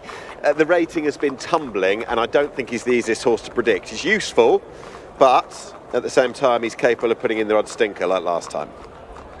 Horse 6 is next. Jockey already aboard, Harry Davis, riding Salvuccio for Fauzi Nas. Harry's got a couple of good rides later tonight. Yeah, he has. I'm yet to be fully convinced that this horse actually wants 1600s. It might be that the stamina just stretches him a little bit. He has stretched out over this sort of distance here, but I think he's more effective over shorter. 8 is next. This is Burdett for Alafu Racing, who've just had a winner. Abraham Nader and Ali Jan teaming up. Yeah, I think they're probably still learning about this Inns of Court gelding. Only a few starts out here. Ran a good race first up back in February, and probably still just coming to terms with what they've got. Now going up in trip from 1200. Number 9 is next, the grey Pedro Valentino. Yeah, he's interesting. Neil Callum rides this one for Fauzi Nas. Al Mohammedia Racing are very, very well represented. All sorts of colours of cap. Pedro Valentino, 3 from 8 in the UK, was anything between 12 and 1400 metres. You look at him, I think his profile and style of racing should be quite well suited to out here. I think he's a fascinating newcomer. Number 10 is Shimgan. 3rd to Juan Terena, 2 starts ago, was behind the parent last time, and I think needs a lift on what we've seen in recent times. Shimgan. And the last horse you can see is Salamanca Lad. Profitable, the stallion, looking for a double. Side the winner of the previous race, dropped down to sprinting. Who'd have known it? Salamanca Lads, still very early days out here. Connor Beasley looking for a double, as is Jabba Ramadan, and this will be in the colours when we see this horse of Sovereign Spirit, who finished 2nd in the King's Cup last year and looks to go one better tomorrow. But Salamanca Lad, that form behind Army Ethos, would need a step forward. The more I'm talking about this, the more I think it comes round to Juan Terena being perhaps the one to beat. I don't know about you. There we go, there is Salamanca Lad, cantering to post in the hands of Connor Beasley, and he could make a fair bit of difference here. I think this is kind of an interesting runner. Yeah, quite possibly. They're going back up to 1600 metres again. That run behind the parent was okay, and look, that 2nd to Juan Terena back on the 24th of January when coming out here, I thought that was pretty good indeed. There's not an awful lot between the principals in this. As mentioned, I'm going to use that word again, tentative selection would be Juan Terena to win this, but not with a great amount of confidence. What about you? Okay, so you're going with the 1. Who have you got underneath? Raw Scimitar, actually. He's got a lot of back class. I think 1 plays 2, and I'm going to go for class to out in this particular handicap. All right, I'm going to go with 11 here. I'm going to go 11-1-5. 11-1-5 for me in this 9:15 race, the Coolmore Cup. Ali Vance, out in the rain, what do you reckon?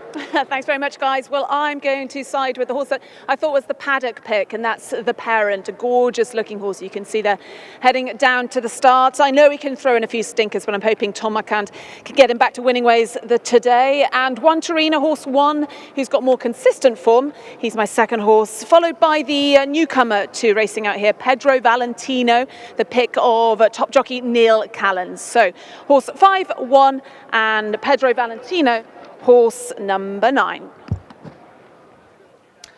And I'm going to be different. I'm going to go for Salvuccio. Salvuccio, who was a multiple winning sprinter back in the UK. Interesting to see connections are persevering with the mile for Salvuccio, and I'm sure there are wins in Salvuccio here in the Kingdom. So I'm going to take a chance with number 6, Salvuccio, to Master One Torino, who's looking for his third success of the winter period, and the parent to fill out third position. So my numbers are 6, 1 and 5. Okay, 6, 1, 5 for Darren.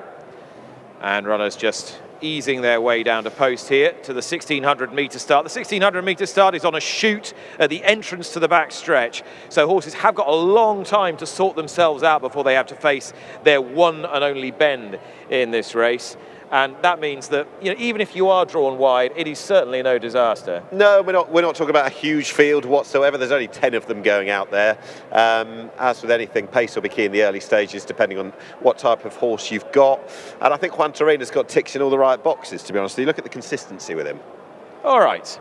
Well, one man who's got 2 very important runners later tonight in the 2 Turf Series races, one of whom has an almost unassailable lead, is trainer Hugo Palmer, based in Cheshire in the UK, and he's standing with Ali Vance. Don't say that, Nick. An unassailable lead. I think we've been there before, haven't we, Hugo? This time last year when Box to Box was leading his division. There's no such thing as an unassailable lead. I think it's a narrow lead, and you seem to understand the permutations of what can happen far better than I do. Well, the good thing is that he is at the top, and that's a good place to start. I think he's got to finish in the top 5 to confirm victory in that division, which is a nice position to be in. How's he been since his last run? Yeah, he's been great. Sarah Peacock, who's looked after the horse out here, has reporting daily. I think she's been bucked off 3 times by him in the last 12 days. So he seems in sparkling order, but he's up to, I think, 96 today. So he's going to need a career best. But to be in the position he's in means that he's had a wonderful winter. His owners have come out and watched him at various points. Sadly aren't here today, but they've had a wonderful time. He's won lots of prize money, and it's been fantastic being here. But obviously it'd be the icing on the cake if we went home with the series, but it's just been great to be here so far. Seems to love it here just as much as Chester, doesn't it? Like in terms of the draw, Roman Dragon's drawn in 8. Having seen the 2 sprints early on the card, it seems that this stand side is slightly more favourable. What instructions do you give to the jockey then? Well, he kind of has to pick pace and follow the pace, and like we had the last day, and we were drawn high the last day, and it took us across the track to low. So Harry's just going to have to pick his target, and I hope he picks the right one, but there's no way I can stand here and tell him which target to pick. Roman Dragon has been in fantastic form again this season. Box to box slightly less though. Have there been excuses for him? I mean, I'm a racehorse trainer. I try to find an excuse every time I lose, but he's been a bit unlucky in running, but occasionally got a bump here and there, and perhaps he probably would have benefited more from racing over today's 2,000 metres. Had a few starts over 1,800, which I think we just know is too sharp for him. He's also hasn't had a lot of luck with the draw, but he's drawn better today and back over his preferred trip. So really hopeful that he can go out with a bang today. Will he mind a bit of rain? I don't think so. And I always think at home he's a fast ground horse, but he was second to Richard Fahy's horse who won the BAHRAIN trophy. It was Spirit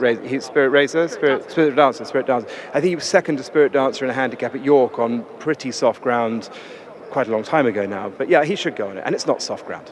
It's not. Look, good luck then. Well, I'm sure we'll be talking to you a little later. Cool, thanks. Hugo Palmer. The rain in Bahrain falls mainly on the plain. And us. First day of the King's Cup Festival. Big feature tomorrow. And a terrific edition of a race that's been upgraded to international pattern status for the first time. Nick, looking forward to that. Yeah, and there was me thinking they've got one hell of an act to follow in the form of Ala Jura from last year. But when you look at what Military Academy might go and achieve, I know we might be thinking a little ahead of ourselves, or I am. It looks up to it tomorrow, doesn't it? Yep, FATEH Gosden is here in Bahrain, ready and waiting to unleash His Highness's star. Here, the owner is represented by the parent in the hands of Tom Marquand. Juan Terena will be quite a tough nut to crack here, number one. And don't sleep on Salamanca Lad either. This, the Coolmore Cup, 1,600 metres, to be called by Darren Owen. So the last of the runners moving up into the starting stalls for race 3, the Coolmore Cup. So they're going a mile, 1,600 metres. They start in the chute at the entrance to the back straight. And moving up into the starting stalls there is Vedette with the red cap. Salvuccio is blindfolded for stalls entry. This is Salvuccio going into stall number 9. Last one's in, all in. Coolmore Cup. And they're off and they're racing over the mile. Salvuccio's missed a beat coming out of the starting stalls. Bacento began sharply with Salamanca Lad right there. Juan Terena is up along the inside and is handy. Leaders are being chased early by Chimgan and then Kingdom Debutant. That is Pedro Valentino, the grey, trying to settle in mid-division. Hasn't fully settled yet. Stepping forward now is Gumet from a wide berth, and it's Gumet rather keen, wanting to take off with Bacento red cap on the inside. They're chased by Salamanca Lad and then Juan Terena, being followed by Pedro Valentino, and Chimgan is further back, being followed to the outside by Royal Scimitar. Burdett is held up, that one towards the back with the parent, and Salvuccio is the trailer. It is Bacento in front. They have about 800 left to go. Bacento leads by just over a length, being followed in second place by Gumet. In third is Juan Terena, who's on the inside running rail, and a track to the straight by Chimgan. Salamanca Lad, black sleeves, black cap to the wide outside. Pedro Valentino in mid-division, just being shaken up now by Neil Callan. No move yet from the parents. Less than 600 left to go. And then we've work to do. Royal Scimitar from the back end of the field with Salvuccio. Meanwhile, heading inside the final 400 metres. And it's Bacento now takes over from Juan Terena. Bacento, Juan Terena and Gumet. They're being followed by Chimgan. To the wide outside is Salamanca Lad. Juan Terena is now throwing down a big effort to Bacento. Bacento's on the inside rail. Juan Terena to the outside. Juan Terena, Bacento is not lying down. A few lengths further back to Chimgan. And it is Juan Terena now just edging to the front. Juan Terena by half a length for a third win this winter in the Kingdom. Juan Terena the winner. Second place Bacento, and it's close for the other places. Down the outside, Salamanca Lad was running on alongside Chimgan. So it is Juan Terena, the winner. Juan Terena had the legs of the opposition there. Stefan Lejage aboard for the stable of Fauzi Nas, and that's the horse's third win this winter here in Bahrain. Juan Terena, who was a close third behind Army Ethos last time. It was a good duel, though, to be fair, inside of the final furlong with Bacento. Bacento wasn't for lying down in the hands of Andrew Breslin, but Juan Terena just edging to the front inside the final 75-50 metres from home, was in command in the dying strides. That's Juan Terena, the winner. Bacento does enough to hold on for second place. Salamanca Lad and Chimgan will be involved in a photo finish for third. So that's Juan Terena, the winner, for Bacento in second, and it's a photo for third between 11 and 10. He's a super reliable horse at this level, and with a ground-saving trip under Stefan Lejage, he's won this for Fauzi Nas. Juan Terena has beaten Bacento and Salamanca Lad, who was doing his best work late in the hands of Connor Beasley, but it was a good nip and tuck tussle to the line. Juan Terena, that you always felt was just holding, he's pretty genuine. He is, isn't he? The pace really has held up, and given the way that they've probably gone through this, it hasn't been advantaged to be where Salamanca Lad was, so I'd upgrade him on that performance. I think he comes out with that bit of credit. But Juan Terena, who was one of those that was keen early, so too was Gumet, who in the end ran a reasonable race. He was in the right sort of position, and he is reliable, whether it's 1400, whether it's 1600. He can travel, and he can travel very powerfully for his races. Bacento hasn't cracked, but that's probably by dint of the pace they've showed. He's stuck about for second. Just taking the head on, you can see clinging to the rail Bacento and Andrew Breslin, the striped cap Juan Terena, Stefan Lejage, and just grinding away purposefully. The winner back in third, Salamanca Lad. I think Connor Beasley's made a bit of a difference on this horse today. Yeah, he doesn't look the most straightforward. When you look at exactly where the first three were throughout, it's against the grain the way that Salamanca Lad's run. And Ali is alongside the winning rider. And a slightly out-of-breath winning rider. Congratulations, Stefan. But you had to work for that. Thank you. Yeah, I have my mistake. I was behind the horse of Andrew. I could have stayed a bit longer behind him. I asked him too early. Too early for me, too long, too long way to the big stretch, in Bahrain. But he responds well. I'm glad of this win. It wasn't easy with this weight, 62.5. I think he did a good job today. You were quite confident before the ride with this horse, and did you feel you always had the upper hand? Yeah, I was always happy when I saw Andrew go front, because 1600 is the maximum for him. So when I see someone leading me, I say that will help. I have a perfect race. The pace was just enough for him, and maybe the little weight help him as well. The little rain we have today. I know you like this horse, but you also like the horse in the next, Bleak. How do you rate his chances? Yeah, Bleak will all depends of the pace. I'm draw 9 again. I won't make any effort to ride him too close, so I will ride him off. And if the pace is fast, we have a good chance to come and catch them on the line. Well, good luck with Bleak then in the next race, the Bahrain Turf Series race, but well done then with Juan Torina then, our winning jockey, Stefan Lejudge. A 9th victory of the Bahrain Turf season for Stefan Lejudge. From 54 mounts, he's clipping at 16%. And this was an assured ride, and as Ali was saying, he has high hopes of taking one of the Turf Series races this evening. Yes, it would seem so. This horse who's trained just around the corner, isn't he, at Fawzi Nasser's place, basically at the end of the race course. He is an assured rider. I've had the pleasure of speaking to him myself over in another part of the Middle East, over at Meydan. He's pretty good wherever he goes, and he is having a fine season. He's building up a good association with this horse as well. Was second on him a couple of starts ago behind the parents. But as first seasons go out for a horse who they don't always transition well from the UK first up, this horse really is. They'll have fun with him over the next couple of years, I would think. There you go then, the winner of our third race this evening, the Coolmore Cup, and the first race for imported horses. And Darren can round up the result. Yes, the result of the third race, the Coolmore Cup. First was number 1, Juan Torina. Second, number 4, Bacento. Third, number 11, Salamanca Lad. Fourth, number 10, Chimgan. And fifth was number 9, Pedro Valentino. The distances, 3/4 of a length and the same. 3/4 of a length and the same. And the official time of the winning horse there, 1 minute 34.83. 1 minute 34.83. So that's Juan Torina, the winner for Fawzi Nasser, Stefan Lejudge, and victorious. Juan Torina winning for the third time this season here in the Kingdom. Stefan Lejudge aboard. Juan Torina just returning now to scale, returning back to the winner's enclosure at the end of the 1600 metre Coolmore Cup. Juan Torina, the winner. Yeah, it would have been a very popular selection. A horse who has seldom run a bad race since coming out here. Juan Torina, formerly with Andrew Balding at Kingsclear in the UK, now based out here and farming this season, doing extremely well. Stefan, who's got Bleak in the next race, and in the Turf Series Sprint, will ride in the very same colours with Nationwide, and maybe Sporting Chances, the pair of them. But he's on the score sheet courtesy of Juan Torina, and it was a race where nothing really, bar those from on the front end throughout, got into it. There is your winner. In the winner's enclosure, Fawzi Nasser, the winning trainer, second from the left, just as we see it.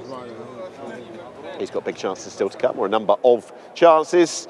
And this was the bit where Bacento, who'd given it a really good go, another for Fawzi Nasser in the race, great result for him, just giving best. And even if it didn't look as though Juan Torina was going to go fully put it to bed at a stage, I think he was always holding the second. Bacento, who won here back in late December, and was a couple of positions behind Juan Torina and Royal Scimitar in recent times.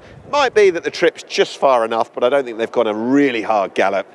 And at the end of the 1600 metres, the versatile, tractable Juan Torina it was who's gone through and landed the gold medal.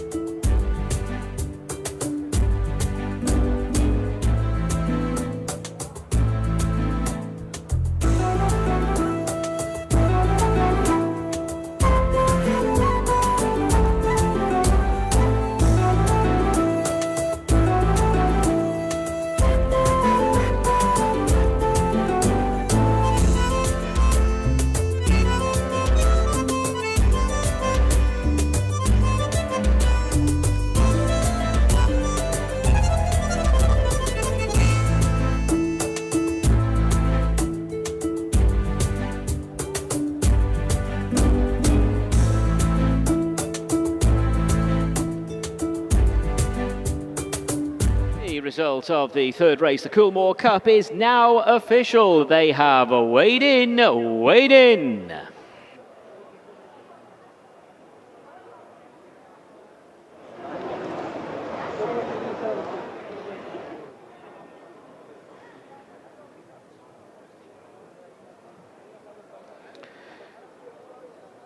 All right, so ladies and gentlemen, our third race this evening, the Coolmore Cup over 1,600 metres, was won by Juan Torreno. We're now bringing you the trophy presentation, and we welcome up to the platform Mick Flanagan, representing the sponsors Coolmore, and he's going to present the Coolmore Cup to Sheikh Nasser's Victorious Racing.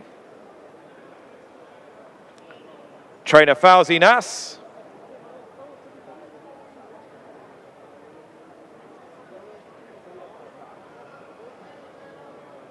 And now, hot-footing it into the winner's enclosure in those red and white striped silks of Victorious, rider Stefan Lajaj. The winner of the Coolmore Cup, number 1, Juan Torreno.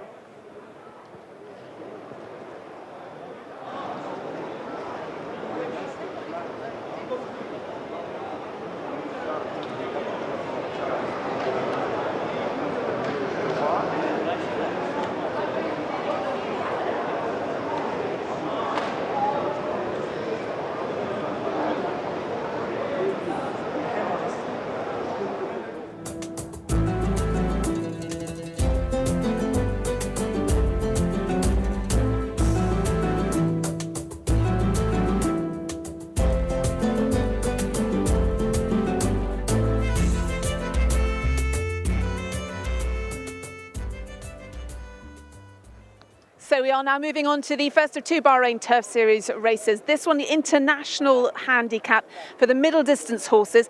And the division will be decided this evening. And Jack, you're in a lovely position, sitting at the top of the table with Majestic. 6 points is the buffer. Have you worked all the permutations out? Try to. I'm trying to work things out on ahead, but look, you know, all we can do is go out and finish as high as we can, and you know, it's, you know, as I say, it's ours to lose. So if we go out and run a big race and finish in the first 3, you know, we'll probably win it. But look, I just hope that he can jump on terms and run a nice race today. He has had 3 starts so far this season. He's run 2 really good races, obviously second to Snellen, and then won the other race over 2,000 metres. What are the excuses for last time over 1,800 metres? Oh, well, he was drawn, I think he was widest of all that day, and it was a drop a furlong as well, back to 1 mile and 1, which I don't think really suited. I think back up to 1 mile 1/4 today, a little bit of a better draw, as long as he, like I say, breaks on terms, because 1 can be a bit of a coffin if you don't. But no, look, Leslie seems really happy with him. We've freshened him up since that day, and we're hopeful for a really big run. And the conditions and the bit of rain, will that be all right for him? It won't be a problem. He was 4th in the Lincoln on heavy, so you know, I think good ground is his ideal, and it sounds as if that's what it is. So.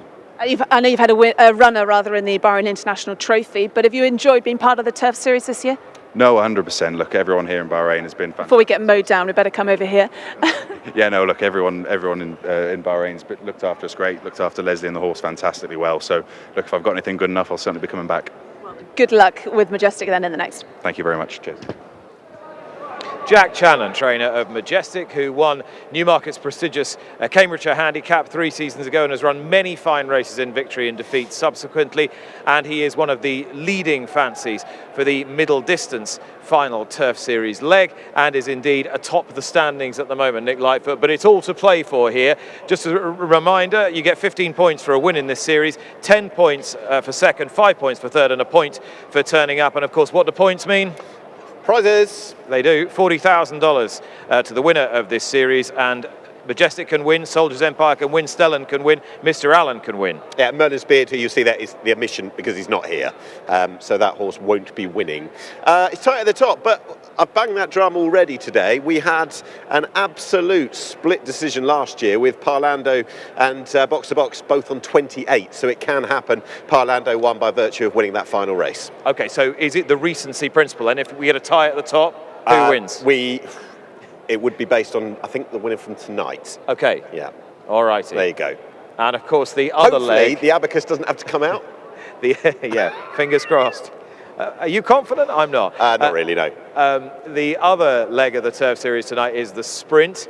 Roman Dragon has been a wonderful standing dish here in Bahrain the last 2 seasons for Hugo Palmer, who's been a great supporter of this series, and once again he leads the current standings. 28 points at the moment for Roman Dragon. We think Hugo, he just needs to be placed to win, don't we? Yeah, Hugo Palmer was saying he's not home and hosed, but I think if he finishes in the first 5, he's okay. It would look that way. There are some threats. Nomadic Empire might actually have plenty in his favour today. But in truth, I think we're looking at Roman Dragon winning this. This time last year, Brazen Bolt had this sewed up with about 40 points. We have nothing like that, but it should be Roman Dragons to lose. And for a horse that, as we mentioned, seemed a one-trick pony and just a Chester specialist, he's pretty good in Bahrain as well. And do you have strong fancies in these 2 races? Well, I like Killybegs Warrior, who's not on the list of horses that can win the series, but he could act like a real spoiler by winning tonight and ruining it for somebody else. He's trained by George Baker, who's Desert Cop I actually like in the next race, in the sprint, but based on the fact that that horse is drawn 1, you don't want to be drawn 1. I actually like probably switch to the other George Baker horse, Get It, who's got 17, and he likes a rail to run up against. It looks like a golden highway down the near side, doesn't it? So you're going for a Baker double? Baker double. Okay, yeah. In the 2 Turf Series races. Right, let's recap the scoring system for you. There we are, 15 for a win, 10 for second, 7 for third, and 5 for fourth, and 3 for fifth, and 1 for turning up. So that is the point system for the Bahrain Turf Series. Who do you fancy? I think Roman Dragon will run a big race tonight in the sprint. I can understand why you think he's got this sewn up. I quite like Snellen in the next race for Gavin Cromwell.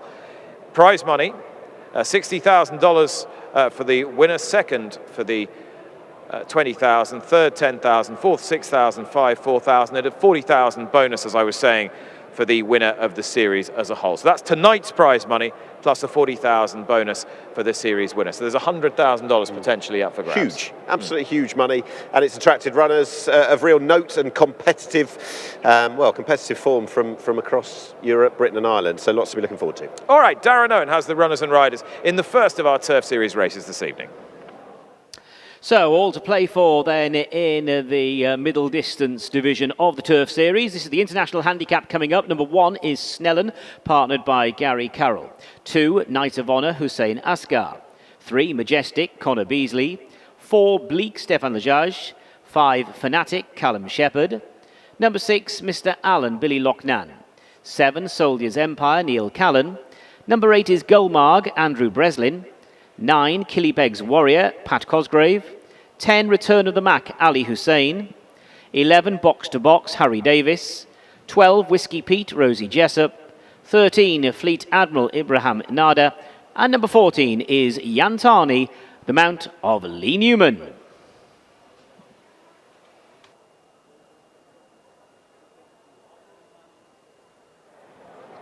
All right, our fourth race of the evening, the first Turf Series race, 2,000 metres. You've had all the runners and riders from Darren. Now you're going to be able to see them in the paddock just behind us. Number 1 is the filly Snellen, to whom I was referring a few moments ago, for owner-breeder Lindsay LaRoche. Gavin Cromwell and Gary Carroll became the first Irish winner of a Turf Series race earlier in the season. Yes, she won first night back on the 20th of December, pretty much jumped off the plane and won. She's got a real burst of speed at the end of the races, and in truth to her, to be fair to her, she's been messed about a couple of times in her races since then. She's been compromised, so she's worth another go, and it's not beyond the realm's possibility she could win this. All right, here is number 2, Knight of Honour. Hussein Asghar's already ridden a winner this evening in these silks. And he is in great form. He's the one that threads together a load of these with some lateral form coming into this. He's on a hat-trick, and it's been a tremendous combination of a tongue-tie and blinkers. Loves it. Going to have a look at 12 now in those Martin Webb silks. Whiskey Pete for Nigel Tinkler. Rosie Jessup, who's based out here in Bahrain, takes the ride. Yeah, Whiskey Pete, who's only had one start out here. That was over 1,800 metres back on the 21st of February. Didn't beat a rival. A horse who enjoyed a bit of dig in the ground in the UK. So if there is any moisture out there from the rain we've had, it wouldn't be a bad thing for Whiskey Pete.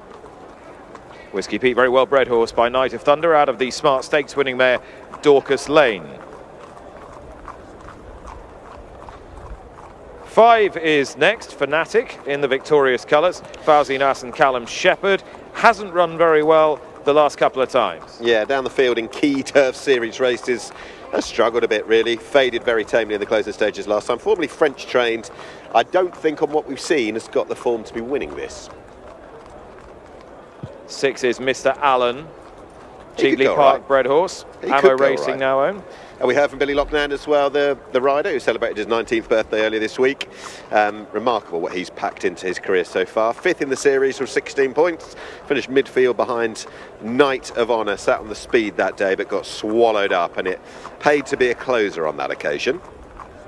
10 is next, Return of the Mac. Ali Hussein taking the ride on Return of the Mac, who finished a long, long way behind Snellen, but he's had a long break. Yeah, won first up this season, hasn't been seen since, as you say, failure to beat Arrival at the beginning of December in that race won by Snellen. So a few questions as we welcome back Return of the Mac. Here is Majestic, who many people would believe is the horse to beat. Do you? No, but he is the horse in the series to beat, if you see what I mean. He's the one that bids to win the war outright. Bahrain's transformed him. 2 runs back, he made it a first success since 2022, and he's got the right man aboard at the moment. He's riding out of his skin, Conor Beasley. And gets the inside draw as well. Majestic from stall 1 here for Jack Shannon and Conor Beasley. 14 is next. This is Jan Tarney, a Godolphin-bred horse now in the ownership of Neil and Alfie Smith. Ian Williams trains. Yes, who won the series last year with Parlando, but he won't be winning it this time around. At the rear end of the field in a few turf series events this season, but no doubt Ian Williams will be back to compete next time around as well. 11 is Box to Box, who is a standing dish here in Bahrain. He is, and he was beaten a whisker last year when his sporting owners were here. I remember speaking to Steve McManaman. They lost extraordinarily, even though getting the same amount of points. He was vying to win the series at this stage last year. He's just not quite in the same place. Continues in the visor applied last time. That is Box to Box. But he is better drawn today than he has been all season. There is 7, taking a very keen grip to post. This is Neil Callan's mount, Soldier's Empire. Wider drawn in 14, was 4th to Knight of Honour in that key form race. Bang there on form with the likes of Merlin's Beard and Majestic prior to that. And is 3rd in the standings on 20 points. I think he could pick up a couple, but will it be enough? We'll see.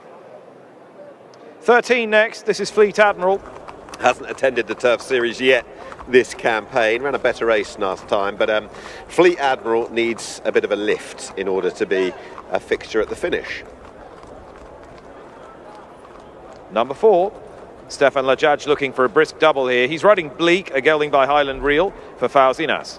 Sort of unfortunate name in so many ways, isn't it? Because it doesn't really sum up the place that the horse is in, and indeed the rider. He's 8th with 11 points, staying on 3rd behind Knight of Honour. Actually ran a very good race last time, and actually when watching it back, he came up the centre of the track and was checked at a point, so in truth he could have been a little bit closer still.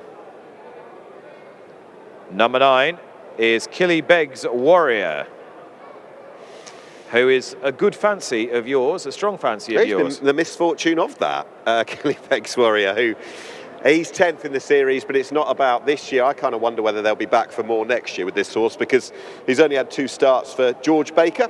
Ran a cracker, best of the rest, when beaten the neck by Knight of Honour, and he wouldn't have to improve an awful lot in order to win this. Pat Cosgrave rides for George Baker, who's got strong representation in the 2nd of the Turf Series races as well. Yeah, running in the silks of Baker, Fish, King and Tracy. I've seen Mark Tracy here this evening. So they've got Get It to look forward to. Does love it out here, George Baker, doesn't he? It's Baker and Bahrain go hand in hand, really.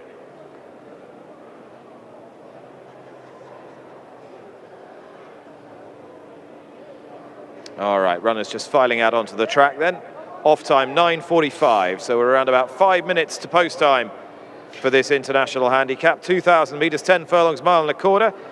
They've got 2 bends here. They have a shortish run to the first of them, then a 90-degree bend all the way down the back, and then a sharper turn into the home straight. Yes, indeed. Be fascinating to see how this is going to play out from a tactical perspective. We're about to hear from one of the trainers, aren't we? We are. A trainer who's enjoyed significant international success this winter is with Ali.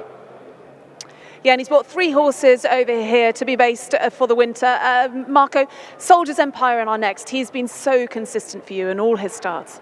He has been, yeah. He ran, solid races, and just kept improving. Seems in good form. I mean, we're very pleased, the way he's come out of the last race. Drawn a little bit wide, but Neil Callan seems to have a plan, and ideally will settle in midfield. And yeah, he's a horse. He travels well through the race, and then he has a good turn of foot. So hopefully we'll be able to use it. The 2,000 metres, will that suit him? It does stretch him a little bit. I think mile 1 is probably optimum trip, but as long as he's settled, I think he will get a mile and a quarter. Good luck with him. You've got 2 in the sprint then, Grand City Hall and Jahangir. Neil Callan is on Grand City Hall. He's got to have a chance as well. Grand City Hall ran well 2 weeks ago. Again, he just improved since he got here, and actually I was very pleased with that run. Despite the 5 furlongs, we felt it was a bit sharp. He will appreciate an extra furlong. He's in great form. Same Jahangir, he seems well, and he's a consistent horse. So hopefully, both horses they're there with a chance. Some nice chances. Good luck, Marco. Thank you very much.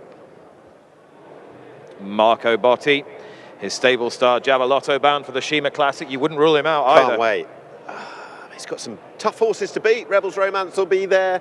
We'll see what the best of Japan can offer as well. But Giavellotto was a beautiful traveller as well. I love the way he moves through his races, and he's got a lot of speed actually for one we've always thought stays further. That's for another day. This today is all about Marco's representatives here. Soldier's Empire is a horse with a pretty decent chance in the hands of Neil Callan. Then you'd like to have seen him settle a little better on the way down to post. Nothing wrong with Majestic's temperament.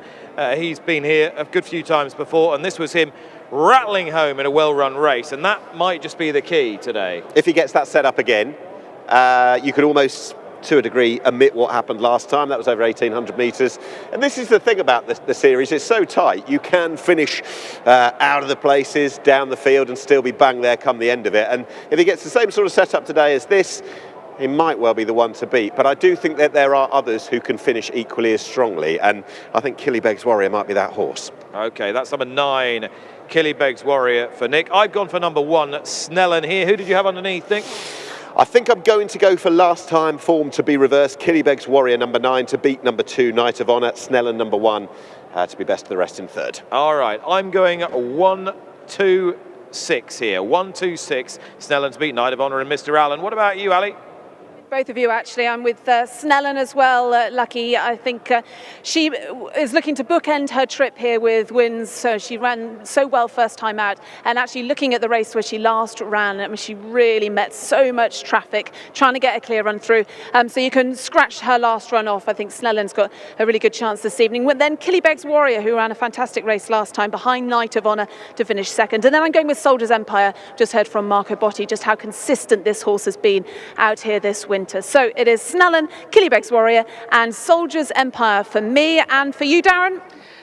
Well, I'm going to go for this fella, number 6 in shot. That is Mr. Allen. Mr. Allen's been one of those horses running really well without winning this winter. Wasn't beaten far behind Knight of Honour last time, and I think there's a race in Mr. Allen to be won here in the Kingdom. George Bowie trains Billy Loughnane aboard. So number 6, Mr. Allen for me to beat Soldier's Empire. Another one who's been pretty consistent, number 7, Soldier's Empire, and Majestic to fill out third. So I'm going to go 6, 7, 3. Trying to work out really who's going to cut this race open and maybe set it up for horses like Majestic, who need a pace to run at. Knight of Honour's a possibility, I'd have thought, dropping in trip today, Nick, or dropping in trip from most of the balance of his runs. He ran at 1,800 last time, but he's a horse who can get a fair bit further. They can make plenty of use of him. Yeah, and Mr. Allen's gone forward as well, did so in the last race, and Knight of Honour's quite plucky, and I think it's the headgear combination which makes him quite tough to beat come the end of his races. Indeed, he is on a hat-trick. Knight of Honour, who I didn't think would be anywhere near this series a few starts ago, is suddenly right there. All right, well through the loading process then for the first of our Turf Series races tonight on this first evening of this King's Cup Festival. Wonderful to have you with us here in the Kingdom of Bahrain. Even better to be joined by Darren Owen. Runners moving up into the starting stalls for the international handicap. It's really all to play for then for this middle distance division of the 24-25 Turf Series here in Bahrain. So the last few runners to go forward, they include Yantani, Yantani's to go into stall number 7. Mr. Allen is another one out of line. There is Mr. Allen, purple jacket. Billy Loughnane aboard. He's ridden winners back in the UK this week. Certainly had a couple of winners at Newcastle the other day and celebrated his birthday. So this is Mr. Allen and Yantani. They are the last two to load for the International Handicap, going 2,000 metres. They are all in. Ready, and they're off. And just tightened up early was box to box as they came out of the starting stalls. Yantani began well. Mr. Allen's up along the inside, and from a wide draw, Return of the Mac is coming over to take on box to box and Mr. Allen for the early advantage. So they've gone 200 metres of their journey, and it is Return of the Mac who now bags the rail. Mr. Allen box to box, and Fanatic they are following. Yantani, light blue cap, is next, then Killybegs Warrior roughly in mid division, being chased by Soldiers Empire, White Cap, Majestic, Fleet Admiral and Snellen. They are the next few. They're ahead of Knight of Honour as they take the turn to go down the back straight, and the last few, they include Gulmarg, Whiskey Pete and Bleak. Down towards the final 1,200 metres, and it's Return of the Mac in front by around about 3 lengths. Box to box, second place, a length further back to Mr. Allen, third. A length and a half to Yantani, who sits in fourth, then Killybegs Warrior, who just shades the insider runner in the colours of victorious, that is Fanatic, being followed by Soldiers Empire, then Fleet Admiral and Majestic, they are in unison.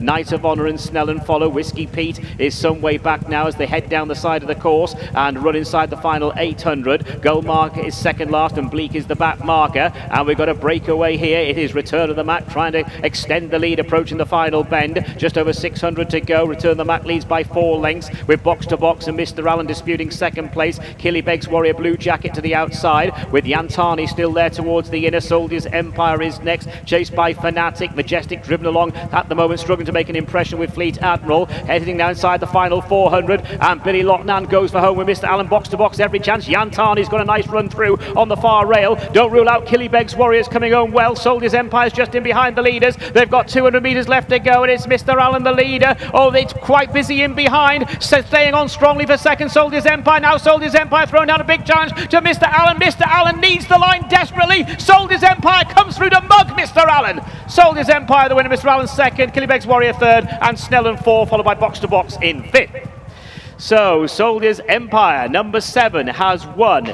Neil Callan for Al Mohammedia Racing. Oh, that was agonising for Mr. Allen. Mr. Allen needed the line, and just in the final 100 metres, you'd say the writing was on the wall for Mr. Allen as Soldiers Empire got that run up along the inside. It was really busy, it was tight, it was there was a lot of traffic issues in behind the principals inside the closing stages, but it was Soldiers Empire who got that run up the inside for Neil Callan to master Mr. Allen in the run to the line. Killybegs Warrior looked dangerous. That one held every chance, finished in third. And Snellen has run on for fourth with the consistent track regular box to box taking fifth. So Neil Callan, Al Mohammedia Racing, Marco Botti take the International Handicap with Soldiers Empire. Number 7, Soldiers Empire the winner. Second, number 6, Mr. Allen. Third, number 9, Killybegs Warrior. And the 4th horse home there, number 1, Snellen, with in 5th position, number 11, Box to Box.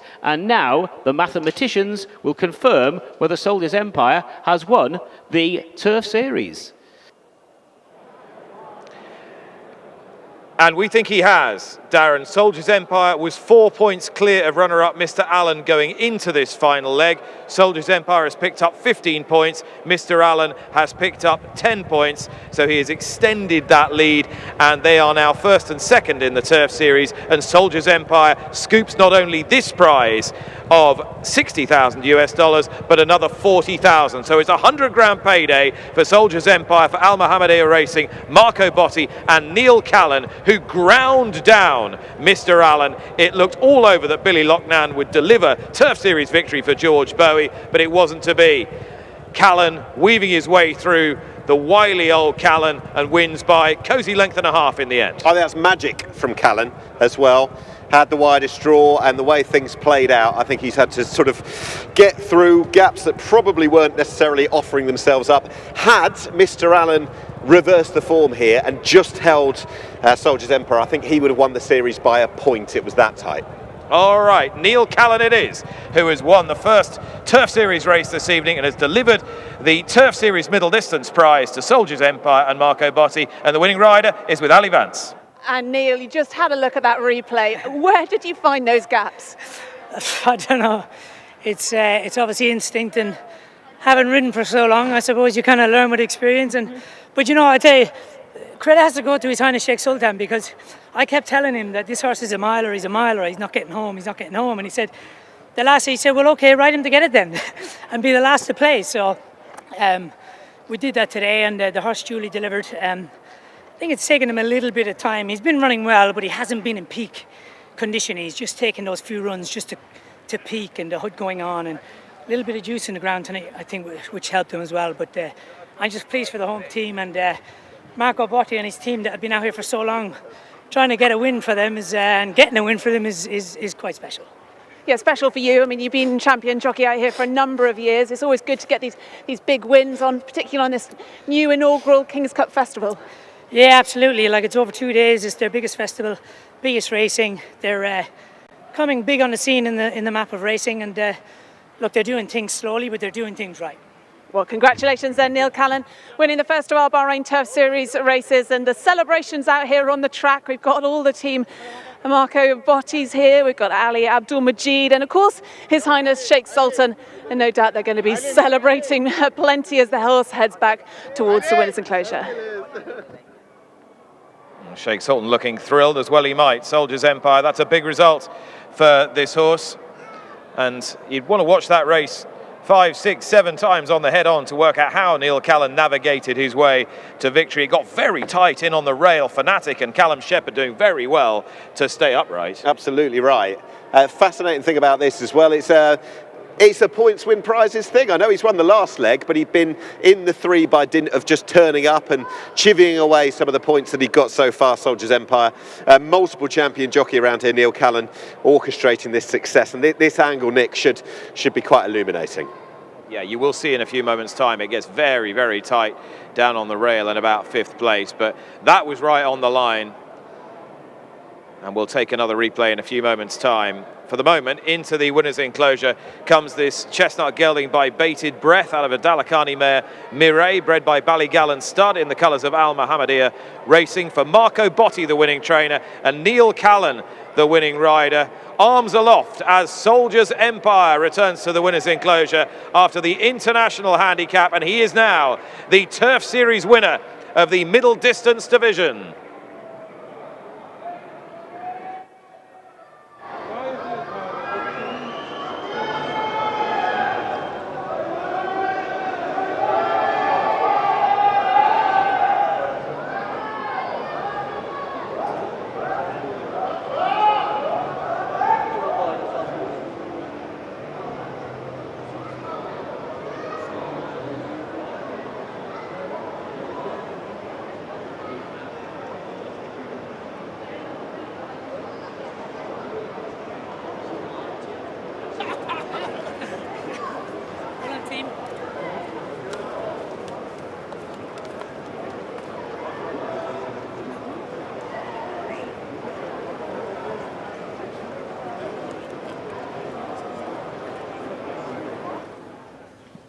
So there is the Turf Series champion for 24-25 in the middle distance division. That is Soldiers Empire. So the full result of the international handicap: first, number 7, Soldiers Empire; second, number 6, Mr. Allen; third, number 9, Killybegs Warrior; fourth was number 1, Snellen; and fifth, number 11, Box to Box. The distances 1 1/4 lengths and 2 1/2 lengths. That's 1 1/4 lengths and 2 1/2 lengths. And the official time of the winning horse was 2 minutes 03.15. 2 minutes 03.15.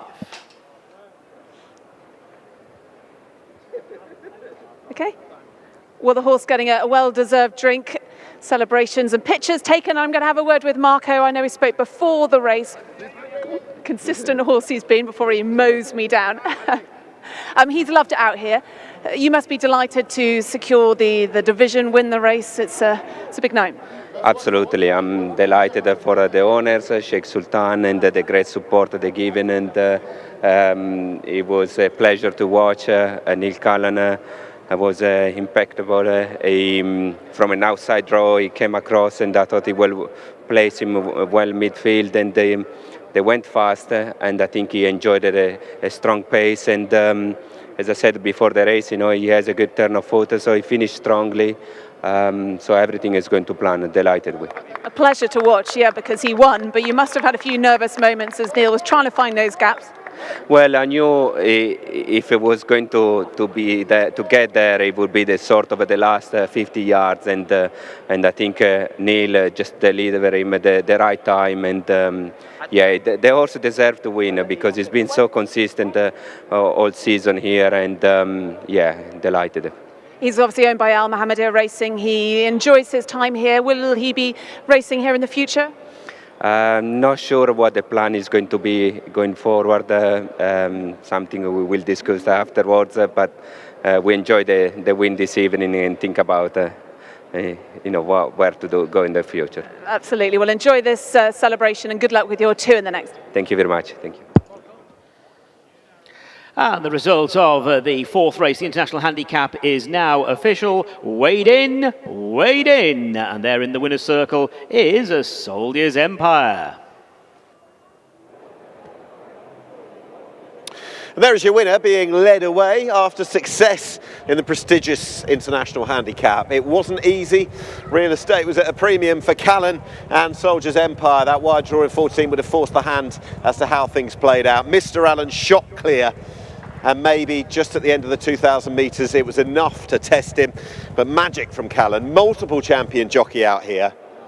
And he's won on the biggest stage. Soldier's Empire, who'd been boxing clever in all the good Turf Series handicaps, and got form thrown in there with Knight of Honour, with the likes of Merlin's Beard and Majestic, key form horses, key players in the Turf Series. He's had his day to win the battle and overall win the war as well. Clear on points, and it is Soldier's Empire who has won the first of our Turf Series events on the night, Nick. And now, Nick, the trophy presentation. After the first of our Turf Series races today, the International Handicap, over 2,000 metres, all smiles here in the presentation area. I'd like to welcome, to make the presentation, the Vice President of the Supreme Council for Environment and the Vice Chairman of the Rashid Equestrian and Horse Racing Club, His Highness Sheikh Faisal bin Rashid Al Khalifa. And His Highness is going to present the trophy to Al Mohammedia Racing. His Highness Sheikh Sultan and family will pick up the trophy from His Highness Sheikh Faisal bin Rashid Al Khalifa.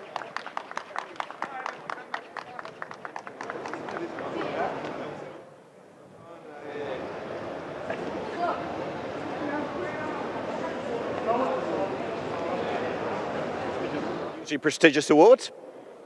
Well done to all connected. So this is the full results from the International Handicap Race 4 on the day. Soldier's Empire winning it under Neil Callan. Mr. Allen gave, well, a cracking effort in second. Billy Loughnane aboard. Killybegs Warrior, I'm sure if the plan is to come back to Bahrain next year, he'll be a player in this division, has finished third. Snellen in fourth, and Box to Box finishing in fifth under Harry Davis. So that's a 1, 2, 3, 4, 5 in the International Handicap.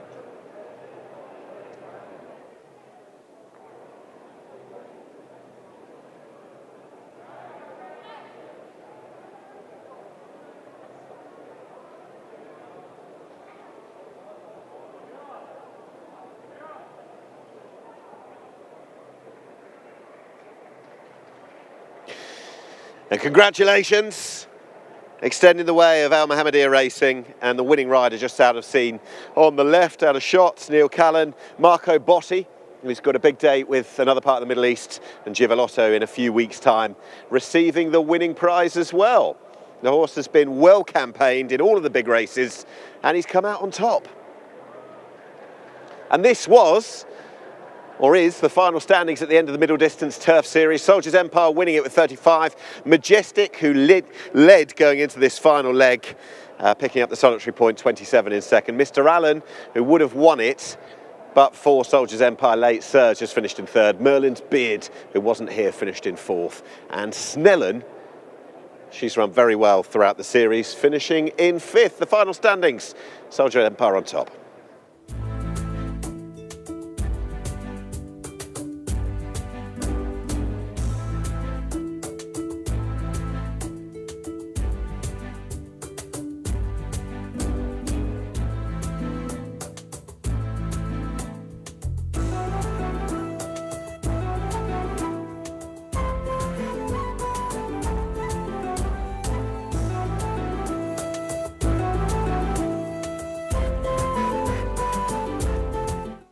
Welcome back. I've been coming to Bahrain since 2019 when the first international trophy was run in November. And each and every year you come back, you just see incremental improvement to the grandstand here and the facilities at the Bahrain Turf Club. Ed Veal is now the Director of Racing and International Affairs here at the Turf Club and joins me now. And Ed, we're just getting started really, I feel, and you've got some pretty grand plans for further expansion. Yeah, well, I hope that's the feeling.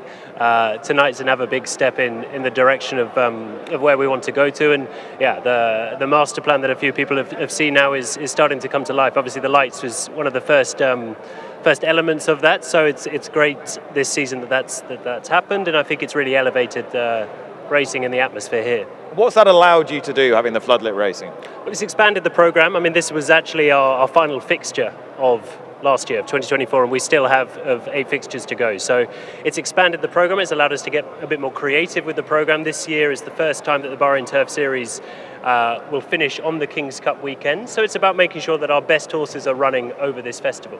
The King's Cup is obviously our champion middle distance race. We have the Al Mafak Mile tomorrow, our champion mile race. But to have the international horses here still in Bahrain that have travelled over, we had 27 horses travel over, to have them part of the festival has just elevated that feeling around the event. Worth talking a little bit about the King's Cup, first run in 1982 as a local race and expanding through the 2010s to what it is today. How important is it to Bahrain that you now have international pattern race status for that? Yeah, well, absolutely. It's the 11th year of the imported version of the King's Cup, but as you say, it goes back to 1982. I suppose it shows the growth of the club in terms of getting these international horses in. And you mentioned pattern races.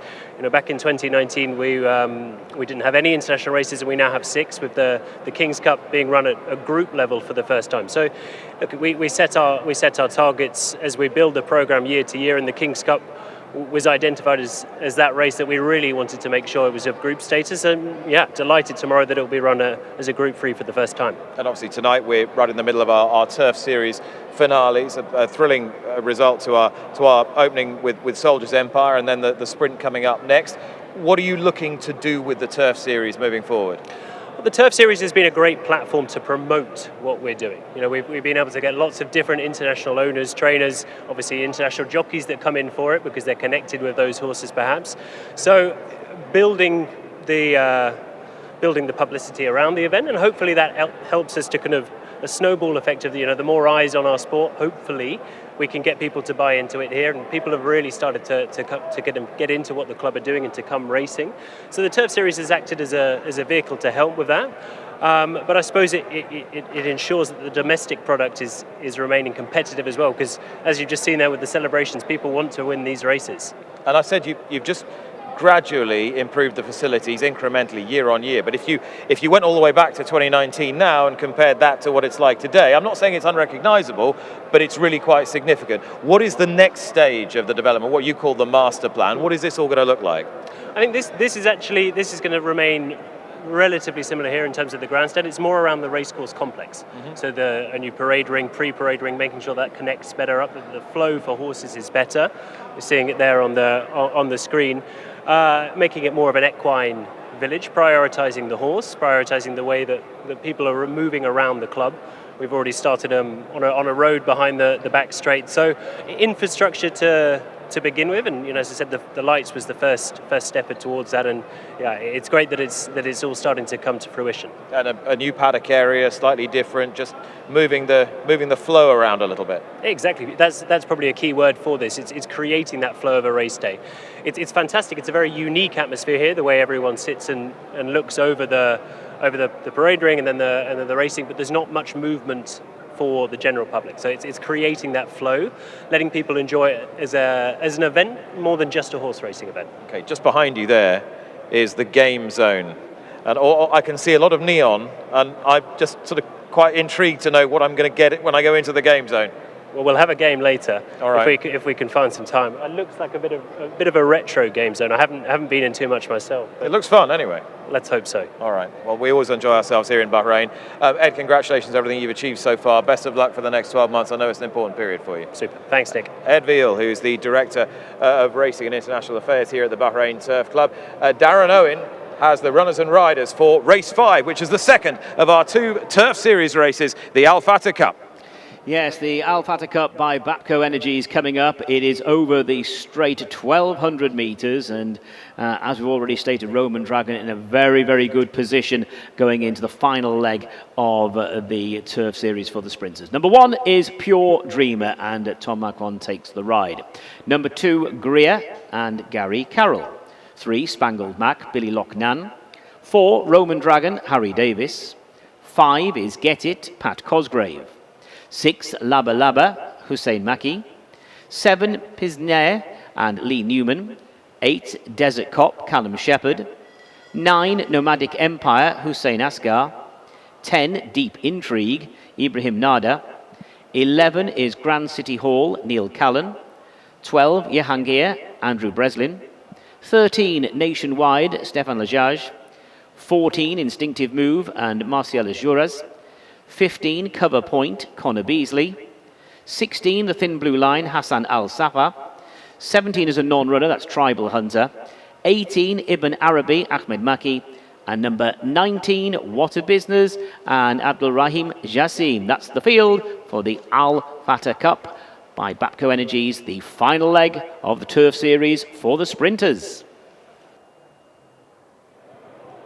All right, and runners are in the paddock now, and let's take them. Desert Cop, horse with a big chance here from stall 1. Yeah, very much so. Really interesting runner. The draw's a bit of a problem. I'm going to put that lightly, or not put that lightly, based on the first couple of races we've had. But Desert Cop, based on the best of his British form and also what he has done out here, particularly that run last time, puts him bang there. Draw not helpful. All right, next up is Cover Point from 14, Stand Side. Yeah, that can be a help anyway. Once raced out here, was 9th behind Roman Dragon on that occasion. Bit of a 1,000 metre pro in the UK, and maybe there's an element that this trip of 1,200 just stretches him slightly, but we'll see. What a Business is next, right down the bottom, number 19. Is indeed, and a horse who gets into the race. I think he's got it up. Well, he's got difficulty, I'd say, to go and win this. He's trained by Jafar Radi, and although he ran a reasonable race behind Roman Dragon when last seen, I still think he's slightly up against it. All right, number 1 is Pure Dreamer in the Al Aliyat colours for Alan Smith and Tom Marquand. Has got a step forward from the run last time, but drops down in distance again. That's the thing. He's run okay over this term, over 1,600 metres, but it's such a discipline change to go from the mile down in trip. I suppose he's best known with his exploits over further, and this time last year was actually running in the Al Mathak Mile, tomorrow's chief supporting race. Of course. Number 10 is Deep Intrigue for Ibrahim Nada and Yusuf Tahir. Yeah, formerly with Fawzi Nas and now with Yusuf Tahir. It's held his own in good races down the years here, and actually won the Hawar Cup over track and trip in Sprint Series company, so he's got it in back form.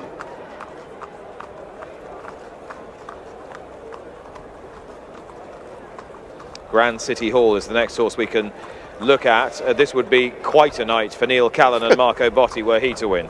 Well, and I guess he'll be satisfied, it's there to change, but satisfied with being drawn as high as he is. In 18, Grand City Hall was 3rd to Roman Dragon and Desert Cop last time. That was an absolute Bahrain PB. And he goes up to 1,200 metres again. You look at his form, that's not a problem. Number 4 is Roman Dragon, who has been a wonderful servant to connections here in Bahrain the last couple of seasons. Hasn't he just? He is the leader on points, and I know that his sporting owners are watching on from afar. There was a time when you just thought he could just win round the bend at Chester. That's a thing of the past now, because he bolted up here last year at a huge price, and he's done well all series. He deserves the big prize at the end. defeated today's rival Desert Cop here in the last leg of the series. That was over 5 furlongs, 1,000 metres today. Another furlong, another 200 metres to run. Here's Greer making his Bahrain debut. Runner from Qatar was a winner there over 1,200 metres when last seen, and has shown the capability and the versatility to win over further as well. That's certainly something we saw in the UK way back when. Jockey change as well on Greer. Yes, indeed. Unfortunately, no Alberto Sana, and he was struck by injury yesterday, sustained in Qatar, so we wish him the best of luck. There's Pisner, very interesting, used to be trained by George Scott, who has sold him to Al Adiyat and to Alan Smith. Well, on the international markets earlier, it was quite interesting to see quite how short this horse was in a race of this competitive nature. Announced himself on the Bahrain scene last month, won the Bahrain debut. He moved into that race like a superior animal to a number of the rivals that day. But listen, I think that this is tough, and I think you made the point earlier. It's fascinating that he's not still with George Scott, considering the trainer's predilection to have runners out here. 9 is Nomadic Empire for Al Mohammadi Racing at Osama Hashim and Hussein Ashgar. Yeah, he picked up a load of place points in the series, sits in third with 19 points, but trailed in last behind Roman Dragon last time. This, to me, though, is a better race for him, being a 1,200 metre event. 3 is Spangled Mac, a horse that George Bowie's always had an awful lot of time for, and you can see why. Billy Lochnan taking the ride this evening. What did you make of his run here last time behind Army Ethos? It was okay. It hasn't been too much of a factor, really, since winning the Al Rifa Cup back in January, and he's clocked up quite a few points in the series. Well, what did his trainer make of it, and what does he make of his chances tonight? He's with Ali. Yeah, George, he was certainly fresh when you were giving Billy the leg up. He's looking very well, isn't he, Spangled Mac? Yeah, he's in good form. Guys have done a super job with him. Yeah, he's pretty high in the weights now, but he comes here as well as he could be, and what a star he's been this winter. Now, in terms of his draw, he's drawn 13, and if you saw the first 2 races on the card, those sprints, it certainly looked like this stand side was favourable. I think so, and if that win does pull them across to the stand side, it can only help, but yeah, I just hope they can take him far enough into the race. He'd probably be ridden a bit more conservatively than when Rosie won on him here. But yeah, I couldn't fault him, and hopefully he can pick up some of the pot. How are you feeling after Mr. Allen's race? Gutting slightly. I mean, at one point you must have been pretty confident about that. Yeah, look, great ride from Neil, picking us late. Neil does quite a lot of work for us at home, so I'll be picking him up on that. But no, look, he's a star. I thought he was going to be pretty competitive today, and he was, so that's great. Good luck with Spangled Mac. Cool, thanks, Alan. Yeah, you could tell from that grimace come smile that George Bowie was still feeling the defeat of Mr. Allen, and it was such a big turnaround as well with the loss of the series and the first prize money. That was a big turnaround, about 80 grand's worth. Yeah, and he would have won the series by a solitary point, but that would have been the difference maker had he held on. But I guess that last couple of 100 metres was a long one for all involved. Yeah. Having a look now at number 5, Get It, who you will know from his exploits across continents. He's the Stewards' Cup winner. He's a horse who has won here before in Bahrain. He likes to race on his own, which from stall 17 he might be able to. He can do. And based on, we will reiterate that point, the first 2 winners of the day, both in sprint races, one was in a purebred Arabian race, one was in a thoroughbred race, they were dominant down the stand side. That might well be the place to be. On that evidence, you wouldn't back against it. I guess there's always been that thought that Epsom, Goodwood, he likes the undulating, testing tracks. This is not that.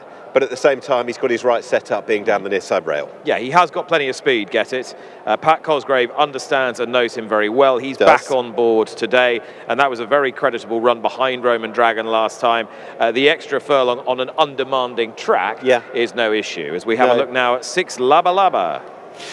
Yeah, and also ran in a couple of turf series races in recent times, but did win a non-turf series race, actually sprint back in January, and ran all right here last time. Laba Laba, who is drawn in 7, and Fauzi Nas already on the score sheet today. He's well represented in this race. All right. Last few heading down to post. We'll have a look at Jahangir in the yellow distinguishing cap of Al Mohammadi Racing for Marco Botti and Andrew Breslin, the second of the Botti runners here. And again, he ran perfectly respectably last time. I think the step back up will suit him, though it's significant that Callan takes the run on Grand City Hall instead. Yeah, I think he's quite a solid runner. He's picked up 10 points in the series and sits 12th, so he won't be winning it. But he's run creditably. He might still be improving a little bit as well. He's not as good as his full brother Hello Yumzane, but that horse blossomed with age. You never know. Jehangir doesn't look to be the stable first pick, as you say. All right, now they are behind the stalls. Top of the shot there is Instinctive Move, just on the left with a white distinguishing cap of Al Adiat Racing. Alan Smith trains. And Alan Smith, a man who is very familiar to anyone who's been anywhere near racing in the Kingdom of Bahrain for so many seasons. He knows this place inside out and back to front, and normally has a stranglehold on quite a few of these races. Doesn't he just? And he's got one of his stars out tomorrow, Byline, for all that perhaps his star is slightly on the wane, that horse. He's a hugely popular animal, and Alan Smith, as you say, a firm fixture in the Bahrain racing scene. I think he's seen this place develop quite a bit over the years, hasn't he? Oh yeah, as I was saying to Ed Veal, I mean, not quite unrecognisable, but a completely different proposition to what it was even 6 or 7 years ago. Yeah, and you see a lot of places around the world that the addition of the lights is certainly adding to the atmosphere. Well, the aforementioned veteran trainer is now with Ali. 3 in this then, Alan. And let's talk about Pitznair, the newcomer. He's had 1 start so far and 1 impressive start, beating Burdett. But an up £9. How do you rate him? Well, that's what, £9 for winning 2.5 lengths. I thought it was a bit severe. If it had been 5, I think that would have been enough, even 6. But we'll see how he handles it. I mean, he's done well from his race. He's working well. Happy enough with that. I just think that he might be on too high a mark. He's amongst the favourites in the international market, but Tom Markunder's on board Pure Dreamer. Reason for that, the jockey, the bookings in this one? Yeah, well, I just thought Pure Dreamer, he's been working exceptional. He's seems to be back to his old self. He's been showing plenty of speed over 7 and a mile, and really, it's he's been flying. So we decided to bring him back to his original trip, which was 6, and I fancy him. Well, the ground's quick enough for him today, so that's what he wants. Well, there we are, Pure Dream, and then you like him with Tom Marquand. And we've got Instinctive Move as well, the old boy. Yeah, the old boy. He's a classy old horse, but he's got down in the handicap. He's on a competitive mark, and if they fall away, he might just pop up. Yeah, good for a place. Good luck with your 3. Okay, thank you. Thanks, Ali, and let's have a look ahead to the final leg of the sprinting division for the Turf Series. My idea of the winner is going to be the Alan Smith trained Pitznair. I was really impressed with Pitznair's win here last month, so I'm going to go 7 Pitznair to beat Jehangir, number 12 Jehangir, who has been running well here in the Kingdom, with number 11 Grand City Hall to fill out 3rd. That's 7, 12 and 11. Now let's talk to a lady who knows a little bit about racing here in the Kingdom. That's Ali. Marco Botto double for me, Grand City Hall with Spangled Mac and Pure Dreamer.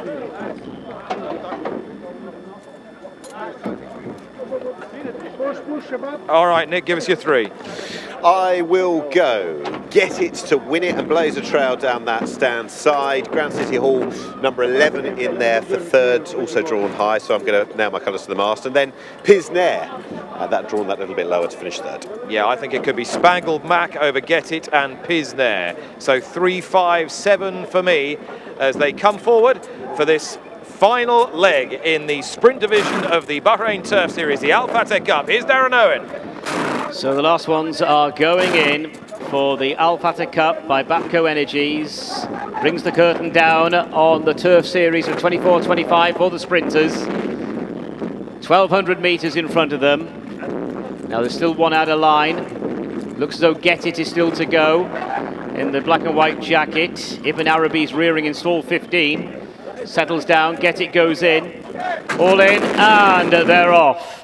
1,200 metres in front of them. Ibn Arabi blew the start, and we've got two groups early on showing up nicely. Pure Dreamer over on the far side with Instinctive Move, and also for Al Adiat Racing, Pisnair is right up there. Desert Cop not too far away, followed by Roman Dragon and Laba Laba, and they are being followed to the far rail by Nationwide. What a Business breaking away down the centre of the course in the blue and orange. Get It near side from Spangled Mac. That one chased by Grand City Hall. Then comes Cover Point.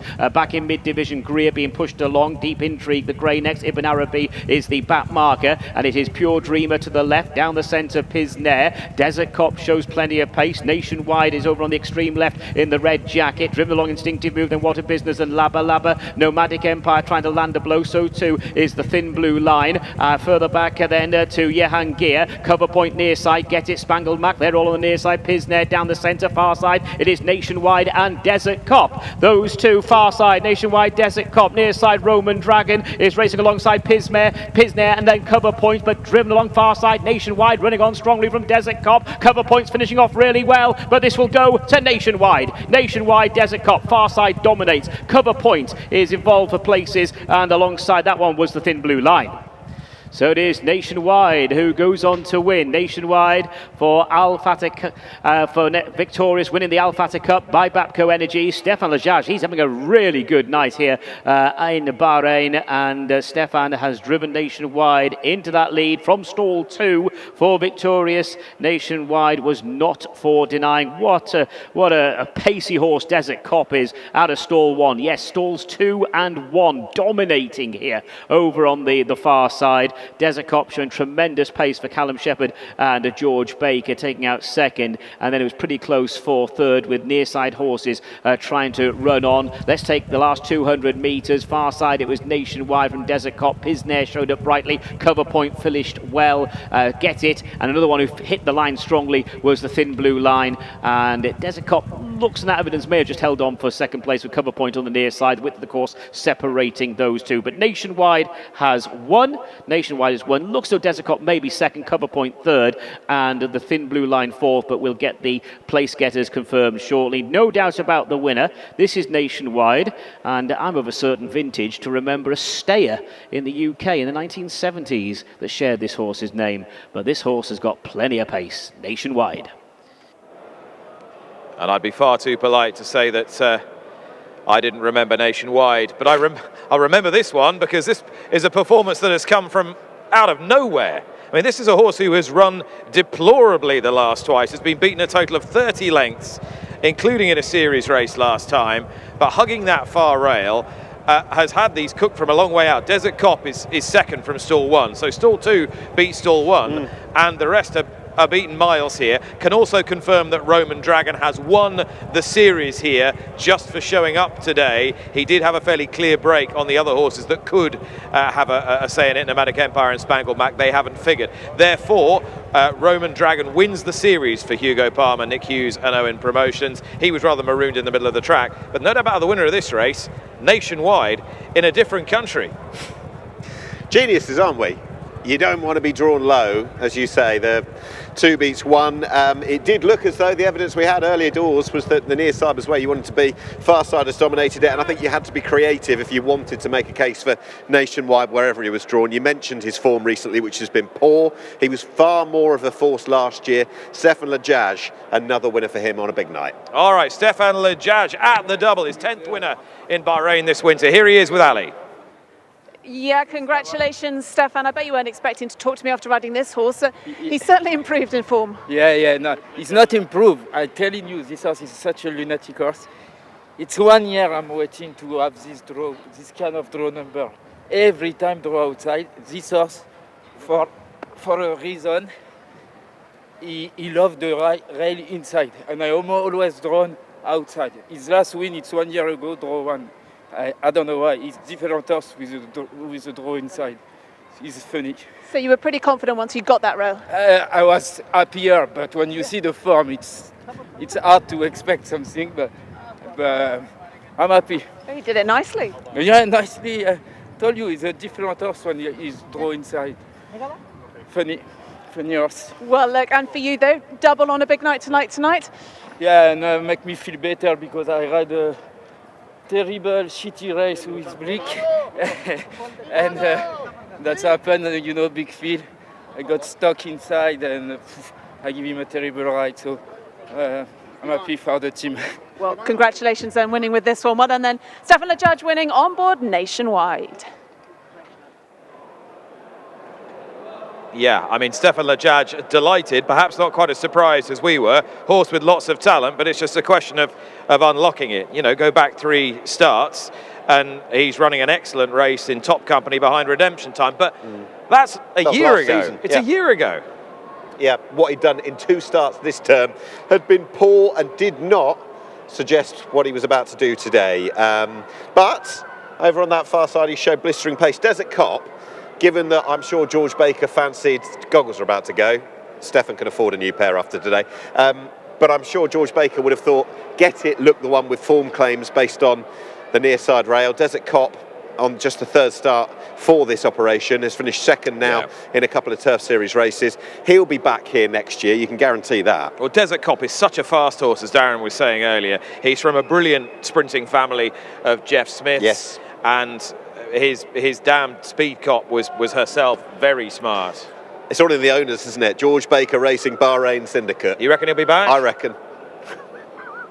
Oh, this horse is at home Nationwide, and he has blitzed them today with a performance of a rare pace for Stefan LeJudge, and Fawzi Nas are just eased down to a mark of 89 from 93. I was just thinking Nick Hughes, Michael Owen, etc., watching on from afar. Once they realised it was not going to be their day with Roman Dragon, it's just a case of who's beating us. It's not. That's not one that we don't. And, well, and the one that they'd have been worried about was Spangled Mac. Exactly. And he flattered to deceive up the stands rail. Exactly. There was nothing too threatening, and I'm sure they celebrated Nationwide as much as if their own horse had won, because it's meant a huge series success for them. And given how close Michael Owen went with box to box, he's gone and won the Sprint Series this year.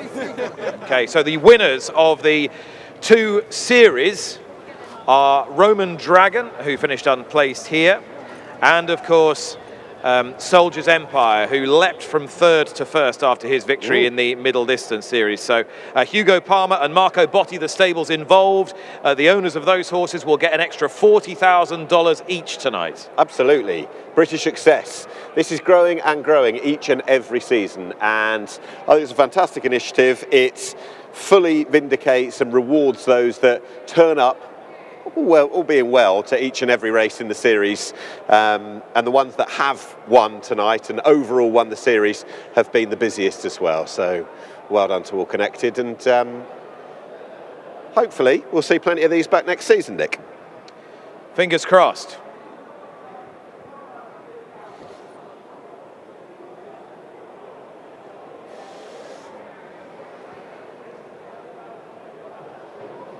Well, one winner of a Turf Series race that wasn't completely impossible to find, another that required a leap of the imagination, even if you were the biggest devotee of the Fawzi Nas stable. Nick, just your final thoughts on those 2 races, indeed on the evening as a whole. Well, with Nationwide on form, I couldn't have it. On draw, I couldn't have it. So at least I'm going to just completely sync with that one. But I thought Neil Callan, multiple champion jockey out here, that ride on Soldier's Empire from a difficult enough draw, which meant for a hard setup of race, was nothing short of perfection. And I know George Bowie wasn't particularly pleased, but Callan, different class. Yeah. George Bowes, Mr. Allen, ran a terrific race, and there was such a turnaround there. They were both in contention for the series check as well as for tonight's victory. So congratulations to all concerned. We will see you again tomorrow when, of course, the King's Cup will be our feature race. But that was the final leg, the finale of the Middle Distance and Turf Series Championships here in Bahrain. We'll see you tomorrow. Bye for now.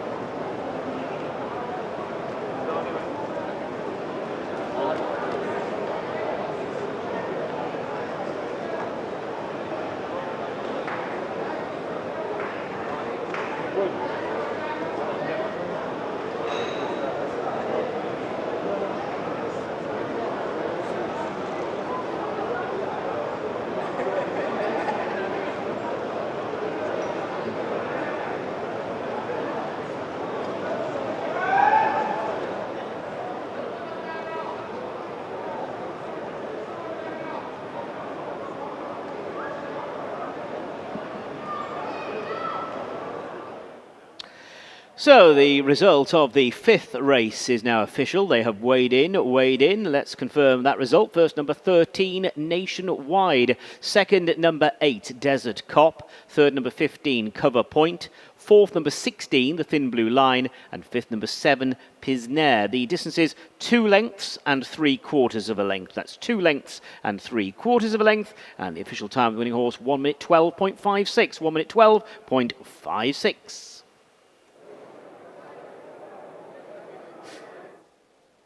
Alrighty then, Nationwide springing a surprise in the second of our 2 Turf Series races, but plenty more to come, Nick. Yeah, and I was just looking at the 1, 2, 3, 4, 5 there. Unlike our middle distance series, which was all about those horses at the finish that were actually players in the series, anything but in the sprint. I'm not saying it's an anticlimactic ending. If you're Roman Dragons connections, you're absolutely delighted, but it hasn't influenced the result at all.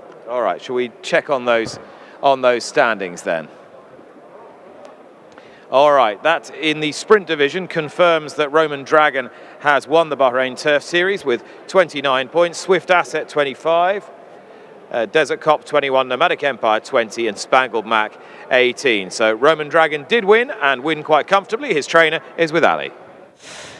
Well, 12 months ago, Box to Box was narrowly denied victory in his division on the final race of the series, but you can breathe a sigh of relief then. Roman Dragon has done it. Yes, absolutely. Roman Dragon actually finished second in the series last year as well, but going into the race we knew we couldn't win it. So to have come in with a chance of winning today and come out having won is obviously hugely exciting. And how important is this for the team at home watching and owners and a whole team effort, not just out here? Look, winning these things is a wonderful thing for all the team. Obviously it takes massive team effort. Sarah Peacock has looked after the horses out here. Has done a wonderful job all winter, and the horse is looking great, Nick. And hopefully they'll both go back. And I think the owner of Roman Dragon, Nick Hughes, if we could, I'd say he'll spend whatever he's won today in the bars of Chester if this horse could go and win at the Chester May meeting as well. Anyway. What a great horse he's been for you, both here and at home. Yeah, he makes my job feel easy. He's easy to train. He's quite point and shoot, and he's fun. Certainly is. Right, I'll let Bella let you go because I know there's a huge check over there with your name on it. So congratulations on winning the sprinting division. Thanks. So we move on now to our 6th race on the card. This is the Grand SEIKO Bahrain Jewellery Centre Cup. And it is a race to be run over 6 furlongs, 1,200 metres down the straight. Number 1 is Al Hadba and Hassan Al Safa. Number 2 is Up to You or Down to Me, Alejandro Brun. 3, Racine, Hussein Asghar. 4, Son of Zeus, Marcial Juras. 5, The Boy Wonder, Hassan Asghar. Number 6 is Scapegoat and Tom Marquand. 7, Black Pearl, Lee Newman. 8, Asaka, Ibrahim Nada. 9 is Altafir, Ahmed Maki. 10, Injazat, Mohammed Jamil. 11, Luna, Neil Callan. Number 12 is Ez Al Bahrain and Connor Beasley. And 13, to confirm, is a non-runner, that's Golden Arrow. 14 is Garam and Abdul Rahim Jassim. That's the field. This is a race for the locally bred thoroughbreds, the Grand SEIKO Bahrain Jewellery Centre Cup, race 6. Okay, runners are in the paddock for the Grand SEIKO Bahrain Jewellery Centre Cup. And quite an interesting race of its type, Nick. Isn't it? There's a couple of horses who, well, could be capable of that little bit better. I think Luna being one of them, and Scapegoat as well. And although I banged the drum about Naifar earlier, it was actually one in behind Scapegoat who came out to win, so the form is there.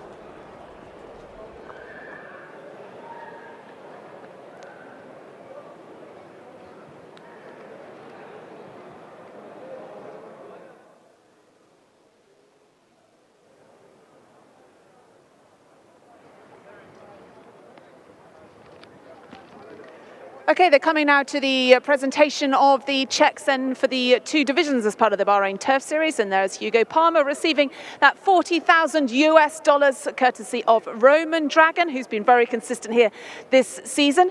$25,000 of that goes to the winning owner and 15 to the winning trainer. So congratulations, 2 connections then of Roman Dragon, owners Nick Hughes and Michael Owen. Well done, of course, to the trainer, Hugo Palmer. So Roman Dragon then the winner of the sprint division. And a little bit earlier, we saw Soldiers Empire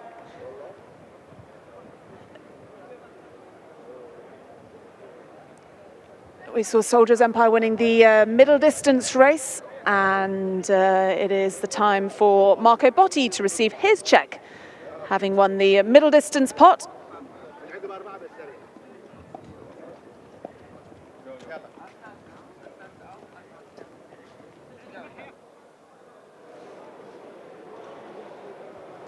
Well, those outsized checks, they're certainly worth taking home for horses of the ability running in these Turf Series races. An extra $40,000 for Marco Botti's team and an extra $40,000 for Hugo Palmer's gang as well, courtesy of our 2 Turf Series winners today. Back to our next race, 3 more races. Final race, 11:45 tonight, which is certainly setting a personal record for me. I don't know about you, Nick. I don't think to be honest with you, I was half wondering whether they might just push it back so we can straddle 2 days, have a 12:15, but it's getting on a bit, isn't it? All right. Race 6 is next. We're having a look now at horse 12, Ez Al Bahrain. Ez Al Bahrain, yes, who is a debutant. Connor Beasley rides, and the horse will break from stall 4, who is an entire son of Rijem, and bred by Nada Al Jasmi. Drawn in 4. Here's number 1, Al Hadba for Hassan Al Safar and Abbas Al Mawali. Finished 7th last time in a better race than this, but 6 furlongs seems just about his trip. Yeah, behind the Rapid Zeal last time, as well as 1-2 of the last 4. She's pacey, this mare. She's got no problem whether it's 1,000 metres or 1,200 metres. She's versatile and she's speedy. And in truth, she's had an improved season, so she's got every chance. Another mare in receipt of plenty of weight here is Garam, who's got a patchy profile of late, but back to this distance might help her. Yes, an 8-race maiden all told, this sort of Intilark. She's drawn in 2, which we thought was a negative. It might well be a positive. Bit of encouragement from that seasonal return. 2 runs back. Number 9 is next, Al Thafir. Al Thafir, who will break from 8. Al Thafir twice raced. Form of those 2 runs leave the horse miles behind what is required. Drops back from 1,600 metres. 10 is In Jazat.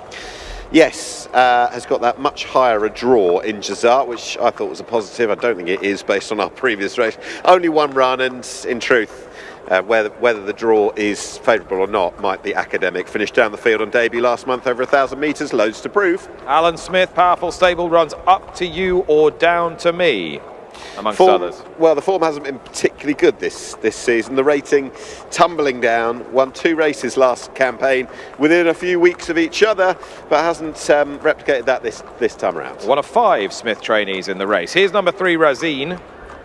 Ran a fair race last time, went second to Call to Court. The winner bolted up that day, but Racine was an honest enough second, best of the rest, and did win back in December, so has got a win this season under the belt. Here's your namesake, the Boy Wonder. Very good. Only a couple of starts this season, and out the placings on each of them, so I'm really living up to that profile anyway. Did win the penultimate race of last season, but has struggled in better races since, and has its proof. And here's mine, Scapegoat. Probably wins though. Very lightly raced, potentially very much on the improve.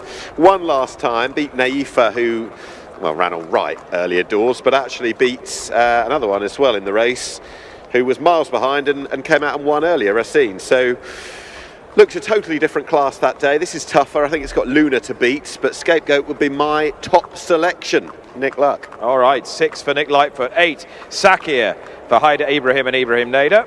Looks for that elusive first success. Has finished second on a number of occasions, frustratingly so, I think 3 times in the career, but needs a lift in order to beat this kind of company, Sakir.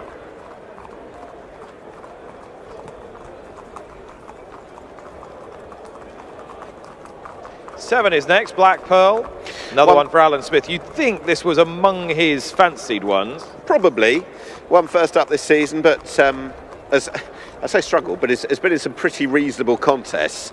The winning form and recent form has been over 1,600 metres. So look, if they go quick enough, this son of Blue Snake might just be running on at the death. Black Pearl for Lee Newman, drawn in 9. Tumbling down the weights, Black Pearl as well. Here's 11, Luna, the filly. I'd say she's the one to beat. Probably is, isn't she? And the rider's absolutely on the crest of a wave, Neil Callan, after that success earlier. And if I'd have turned to you prior to the last race, I'd have probably said Luna looks to have a negative draw in 1. Suddenly it looks a positive. Yeah. And 4 now, Son of Zeus is cantering to post. He really has to do, Darren Owen, doesn't he? With some of the names early doors and also the amount of similar colours, or certainly same owners. It's tricky for the commentator. He does a great job. Son of Zeus looks for a first win in a year. He's struggled a bit since then, but ran in some reasonable races earlier this term. All right, they're all cantering down to the 1,200 metre start. Ali Vance has her picks. Yeah, scapegoat for me for Tom Marquand, who had a treble a couple of times when he was out here last. Tom Marquand then, so scapegoat, and then Al Hadba, the mare at the top, horse number 1, and then Luna, horse number 11 in third, to give Neil Callan a double today. Well, I'm going to go 11, 6 and 3. I'm going to go with that man, Callan. Luna has been running regularly behind Zeal. Well, there's no Zeal in this race, so I'm going to go with 11, Luna, to take the money. And this horse, favourite on the international markets today, to beat number 6, Scapegoat, with Razine to fill out a placing. So it's 11, 6 and 3 for myself. All right, so Nick, you've already nailed your colours to the mast here. But who are you going to put underneath? I think it's got to be Luna, because I think 6 beats 11, and I'm going to go for class to really out. Son of Call to Mind, remember him? Scapegoat. Yeah, that's right. Yeah, I do. Royal runner, wasn't he? Yeah. So I am going to go for Al Hadba here. Okay. Number 1, who I think you can draw a line through that run last time, and I think she will improve significantly for a slight drop in grade, where she'll feel comfortable, hasn't it? Could do better. Could do better. I feel that it's all going to improve here. Al Hadba is my main selection. I'm going to slide Black Pearl in as a surprise pick to finish second, with stable companion Scapegoat back in third. I'm going to go 176 here. And there we are, confirmation that Soldier's Empire wins $40,000 for being the leading horse over 1,800 and 2,000 metres here in the Bahrain Turf Series 24 to 25. Great stuff. You need a big pocket for that check. Black Pearl, was that the ship in Pirates of the Caribbean, wasn't it? That's right. I think so. I'm a massive fan of that franchise. Out of Sailor's Joy, so well named. Ah, very good. Very good. Any more? Nope. No? Okay. Scapegoat. Moved like a really good horse last time, and I hope proves just that. And this 1,200 metre test could well be the next step up the ladder for a upwardly mobile horse. We'll see. Has the assistance of Tom Marquand as well, Scapegoat. Tom, who did so much winning in these colours last season, most notably in the Bahrain Irish Champion Stakes on Economics, who's on the way back. We will look forward to seeing him. We do, of course. It's going to be a long way back, but he is on the way back. Okay. Hopefully, one of the owner has got another new horse to launch into the stratosphere tomorrow with Military Academy. We're building him up plenty, aren't we? I do like Military Academy very much as a horse. I'll be fascinated to see what he can achieve with another winter under his belt. King of Conquest, maybe the biggest threat, or not? Should be. He's been a very good, hard-knocking, high-class horse now for quite some time, and he's won here. He's finished second all 3 starts in Dubai, and Richie Mullin comes back for the first time this season. He had that massive double in the Turf Series for Charlie Appy a couple of years ago with this horse, King of Conquest, and Warren Point as well. So we look forward to seeing Richie tomorrow. All right, filing down toward the starting gate now, ahead of this Grand SEIKO Bahrain Jewellery Centre Cup. You've heard our picks. Hopefully we haven't put you away. Race time now. 10:45. 10:45. We're right on post time now. Well, we've had a lot of runners this evening. Been a busy evening. And our final race scheduled to take place at midnight. Just as well we've got floodlights now then, really, isn't it? And look, we were talking about this earlier, and I'm lucky enough to go to Maidan, where the lights are obviously enforced for all the carnival meetings. You go racing around the world. It's a simple thing, but it really adds to atmosphere, doesn't it? Under the lights is always that much more special, whatever the sporting venue. Yeah, it gives you much more scope to extend your fixtures, and certainly has allowed the Turf Series to expand this year. Look at that. Beautiful. They did it quickly as well, didn't they? From this fixture last year to suddenly be good for the November, the Bahrain International Trophy, what, 8 months later, not even? They didn't mess about. And big plans ahead for this race course, as we were discussing with Ed Veal a little earlier on in the show.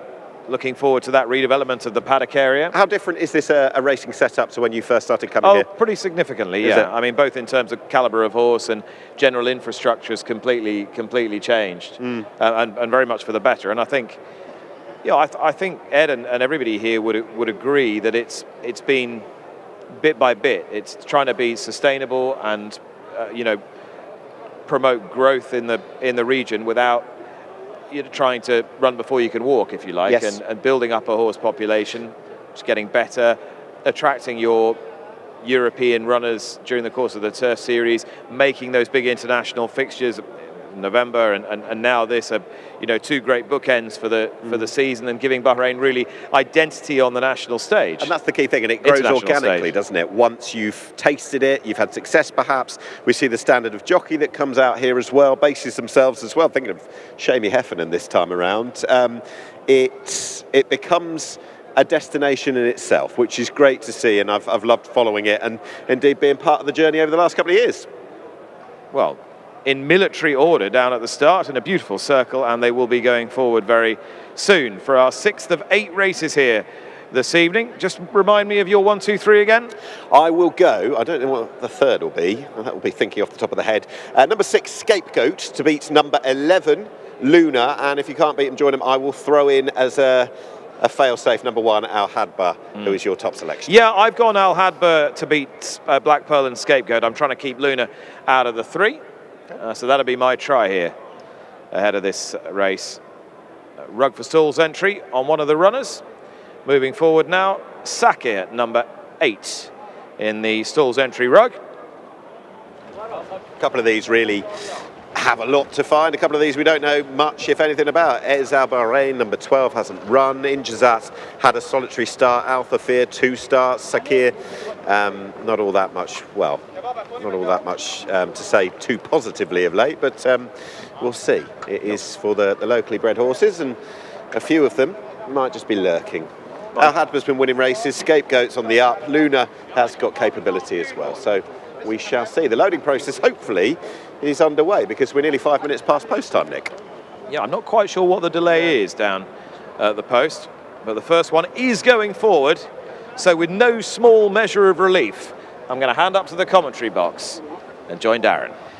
Thanks, Nick. So runners then moving up into the starting stalls for race 6, the Grand SEIKO Bahrain Jewellery Centre Cup. It is over the straight, 1,200 metres.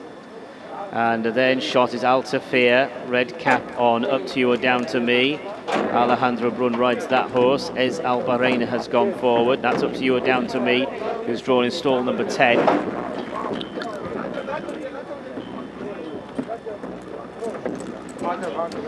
So a few of these got blindfold for stalls entry. Black Pearl is loaded. Black Pearl and Lee Newman. Still out of line, the Boy Wonder with the blue cap, and Luna. Luna was the favourite on the international markets earlier on today. Last ones are going in. 1,200 ahead of them.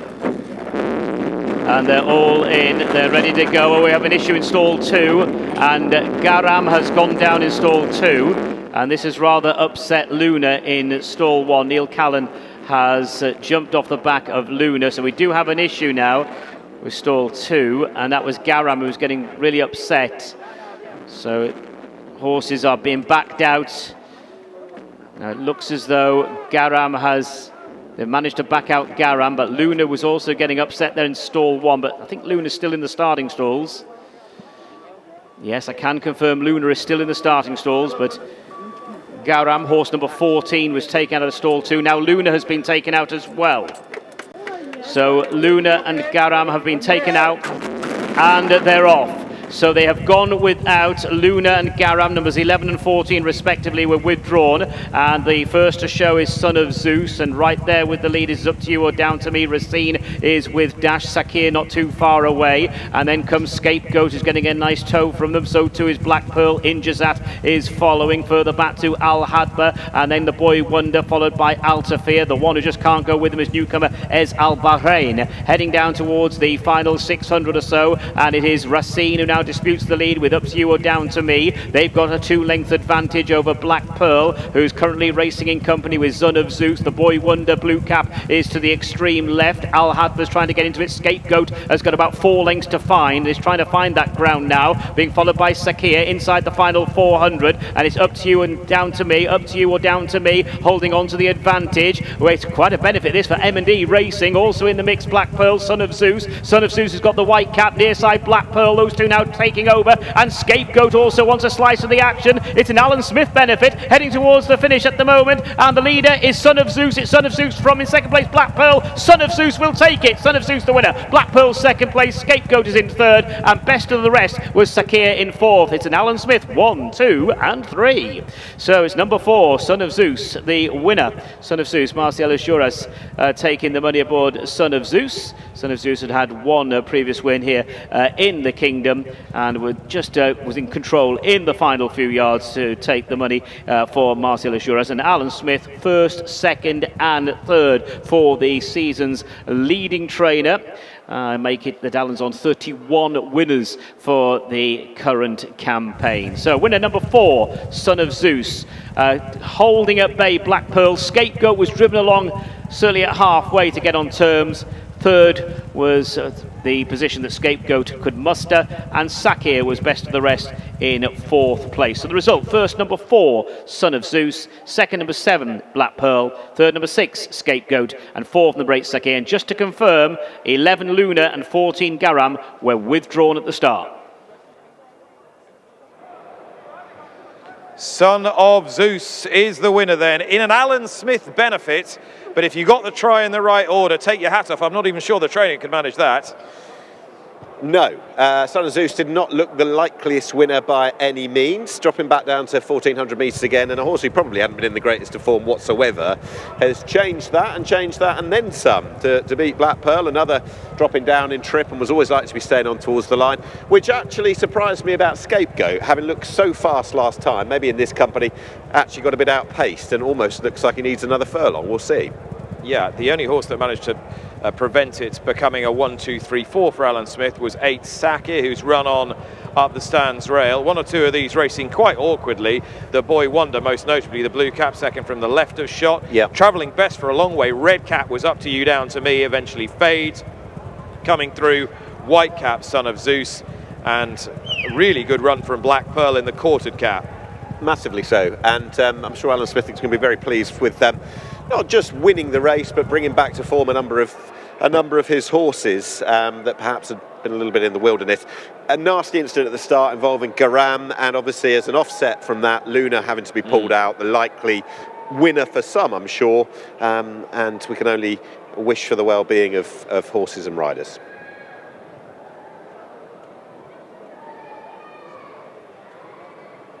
So see how he got his name, Son of Zeus.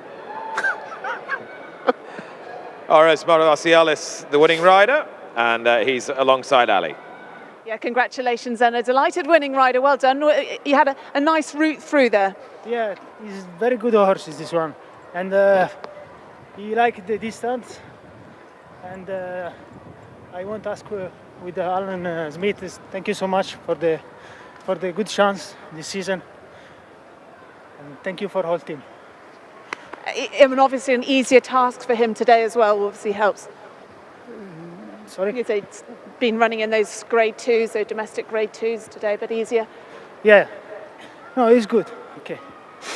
Well, congratulations then for the win. Well done then to our winning jockey then, Marcellus Juras. Well done. he'll be heading back in to greet Alan Smith, who's had a fantastic race this afternoon. And in this, in M&E colours, we'll be celebrating. Well done to our winning jockey, Michaelis Juras. Ali, thank you. Confirmation of the non-runners. Number 11, Luna, and number 14, Garam, did not run. Luna and Garam did not run, 11 and 14. Golden Arrow was already a non-runner before the start of play, so 11 went to post in the end in the 1,200-metre Grand SEIKO Bahrain Jewellery Centre Cup. M&E Racing fielded 5 of these runners, and they came up trumps, with Son of Zeus beating the owner-mate Black Pearl. It was an Alan Smith trifecta, with the Al Adiyat Racing Scapegoat finishing in 3rd place. Yeah, I was just looking at Alan Smith's runners in the feature races tomorrow. He's got the redoubtable Byline, previous winner of the Al Methaq Mile, back for more, but on form, both in Saudi and here in Bahrain, he's going to struggle to beat Gooman this time around. And in the King's Cup, he fields both Cracksking, who's interesting under Lee Newman, and Ray and Port under this very rider. And Darren has more details on this race. So the result of race 6, the Grand SEIKO Bahrain Jewellery Centre Cup. First, number 4, Son of Zeus. Second was number 7, Black Pearl. Third, number 6, Scapegoat. Fourth, number 8, Sakir. And fifth was number 5, The Boy Wonder. And there in the winner's enclosure is Son of Zeus. Son of Zeus, owned by M&E Racing. Alan Smith trains Michaelis Juras, the successful jockey. The distances were 1 3/4 lengths and 3/4 of a length. That's 1 3/4 lengths and 3/4 of a length. And the official time of the winning horse, 1 minute 14, 1 minute 14.12. 1 minute 14.12. Confirmation that both 11 Luna and 14 Garam were withdrawn at the start. Yeah, and he had run in some pretty reasonable races, this Son of Zeus star, and the debrief just going on. He's put it all together today. He'd struggled a little bit in some half-reasonable contests, to say the least, but in some not bad races. Ran all right earlier in the season, was looking for a first win in a year, and has sealed it at that. A 1-2-3 for that man, Alan Smith, who goes into battle with some of his finest horse in the stables tomorrow. And incidentally, a trainer up against him, or one of, FATEH Gosden, who's trainer of Military Academy, takes on 2 of Alan Smith's tomorrow. Actually out on the track, just walking it and getting a feel for conditions ahead of the big day tomorrow.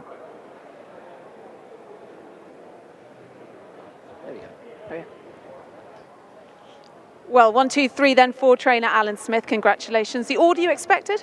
Well, to tell you the truth, they're all nice horses that have been running well without doing something. Scapegoat, I was a little bit disappointed with. I thought he might be a bit closer, but he's finished 3rd. He's a young horse and probably up against more hardened campaigners.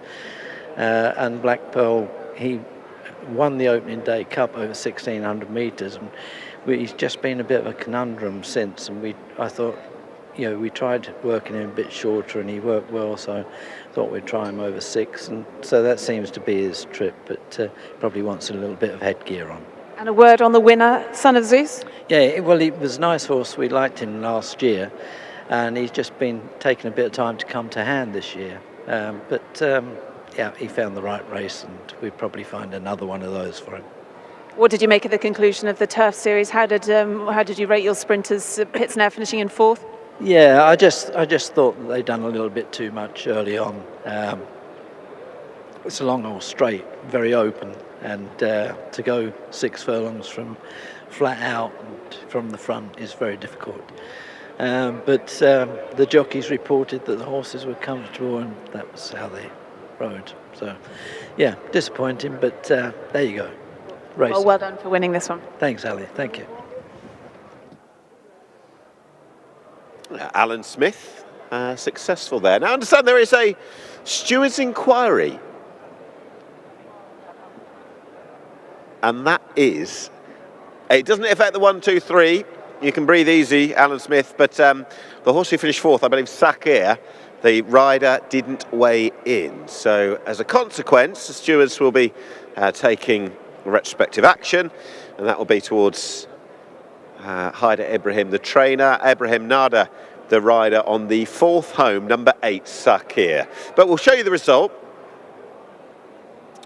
provisionally of course, but it won't be affecting the 1, 2, 3, and this makes for very pleasant reading for Alan Smith. A 1, 2, 3, 5, Son of Zeus leading them home, Black Pearl in second, Scapegoat in third, the Boy Wonder in fifth, but by dint of the fact that Sakir, they will be looking into the rider failing to weigh in, might just be a 1, 2, 3, 4 for Alan Smith. It will look that way, and the Boy Wonder doubtless will be promoted to fifth if Sakir is disqualified. So a great result to Alan Smith. Well done to All Connected.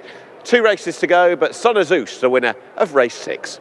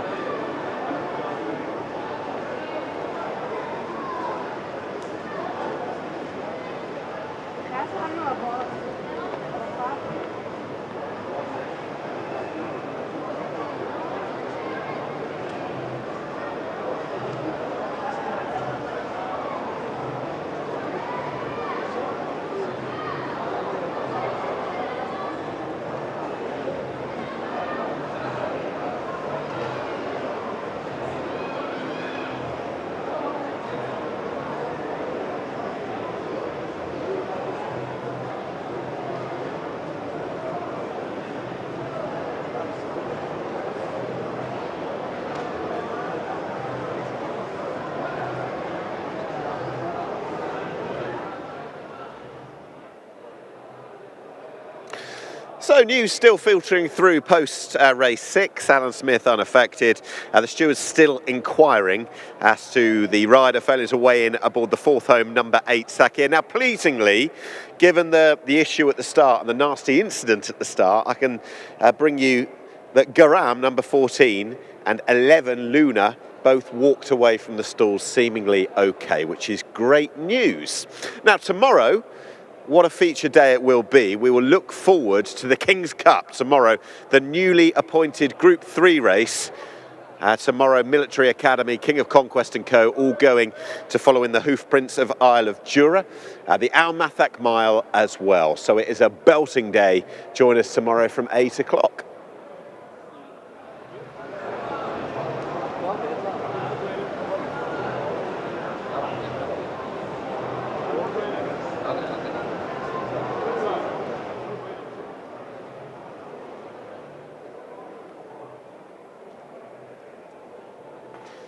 And that is the sight you want to see after Garam went down in the starting stalls and inadvertently bringing the race to an end for Luna before it even began, both of which involved in what could have been a really nasty incident. It was nasty, but pleasingly they both walk away, which is great. Horse 14 and horse 11, Garam and Luna, they are okay after the nasty incident in the starting stalls.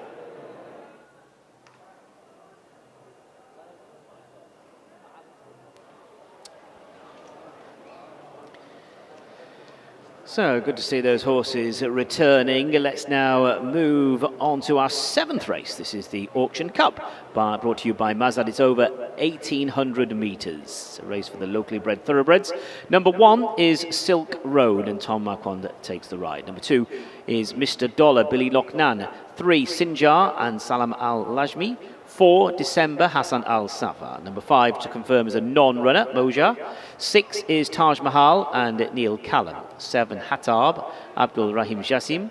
8, The Irishman, Lee Newman. And number 9 is Rahiba, partnered by Andrew Breslin.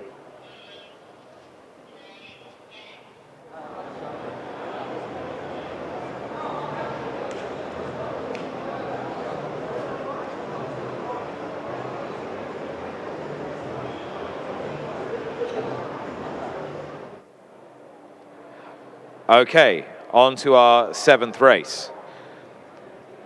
Just a field of 8 going to post here. And we're going to have a look at them in the paddock. We are indeed. 1,800 metres, so we won't be sprinting here. Here we go. Yeah, here we go then, Nick. This is Mr. Dollar, Billy Lochnan taking the ride. Something I don't associate with you. Winner back in December. 4th behind Jerusalem back in January. The winner who actually went on to win the Oaks next time was beaten 5 lengths, quite well behind the front 3, but this might be a little more within range. Now, some news up to the box with Darren.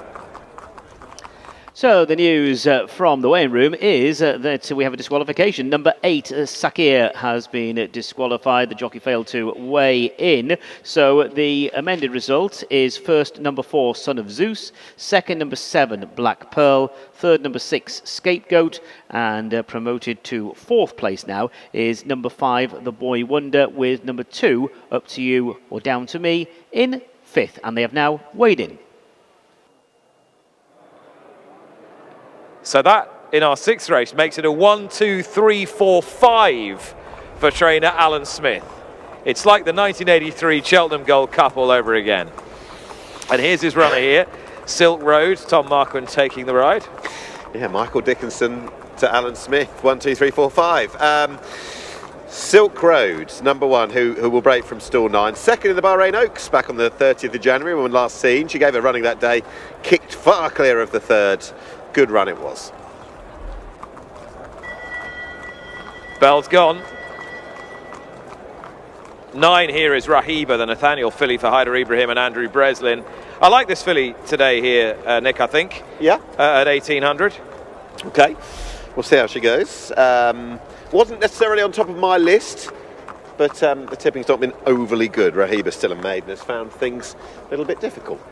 All right, we've got a trophy presentation coming up as well from our previous race. That was delayed because of the steward's inquiry, but we'll be bringing you that very shortly in the company of Ali Vance. And then, of course, this race, Bell's gone. Jockeys will be up very shortly. And one final race, which is due off at 11:45. This, of course, the first of this 2-day King's Cup Festival. The first time it's been 2 days, spread across 2 nights. It's been a lovely atmosphere here at the Bahrain Turf Club today.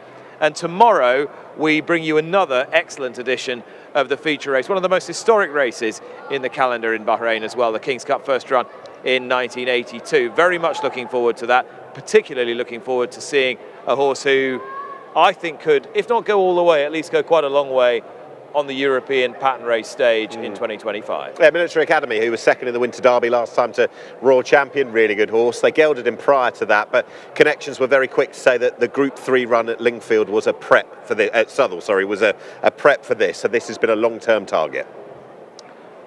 We're actually going to bring you the presentation after the horses have left the parade ring. Bit of a movable feast at the moment, the presentation from our previous race. So we're going to have a look now at horse number 4, that's December. Yeah, we are having to keep things fluid here today. Right, December, one actually here in November.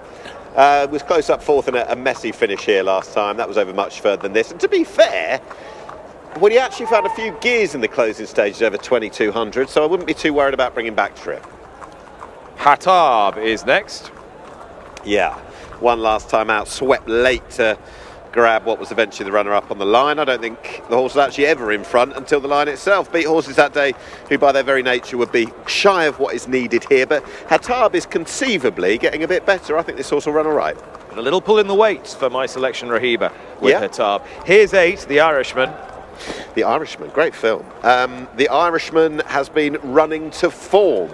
3 lengths behind the mare Atlau last time, one back in December. Needs a bit of a lift, the Irishman, but he's trained by the man who has just trained 1, 2, 3, 4, 5 home in our previous race. One for the mantelpiece. There we are, the Irishman. Lee Newman taking the ride for Alan Smith. Quite a long film, I seem to remember. Second last time behind Atlau, and prior to that had some form behind one of today's rivals, Mr. Dollar, with whom he is better off at today's weights. Lee Newman on the Irishman. Runners now filing out of the paddock. Are you satisfied that we've mentioned the winner? We've gone through most of them. I'm not satisfied, to be honest. Okay. Judged on Nationwide success earlier, who we most definitely didn't mention before the running of the sprint. Okay. Taj Mahal, for me, I think is going to win this, which is listen, not going for anything too original, trained by Falzinas, the colours of Al Mohammedia Racing, with that man Neil Callan aboard. I think the horse could win. 6 Taj Mahal in the white cap, the first colours of Al Mohammedia Racing. The yellow distinguishing cap is December, who we have spoken about. And at the back of shot there is Hatab. The pale blue colours is Sinjar. We haven't really given Sinjar much love, Nick. Not at all. And we haven't seen the horse pretty much a year to the day. First run since this card last year. Now, the form was tailing off a little bit through last season, but what is positive, if you like this horse, did win first up last season. So maybe getting the horse fresh is a good angle. Here's Taj Mahal, the horse you like. I do. Taj Mahal won at the first fixture in 2025, then back that up with a good run next time. And not impossible to make a little bit of a case back down in trip from 2200 last time. All right. I think we can head down to the presentation area and rejoin Ali. Yeah, it is time for the trophy presentation for our 6th race then, the Grand SEIKO BAHRAIN Jewellery Centre Cup. Son of Zeus, the winner, and we're delighted to have Mr. Ahmed Shirazi, director, to present the trophy to our winning owner, His Highness Sheikh Salman bin Mohammed Al Khalifa. Well done to Son of Zeus then, winner for trainer Alan Smith and jockey Michaelis Uras.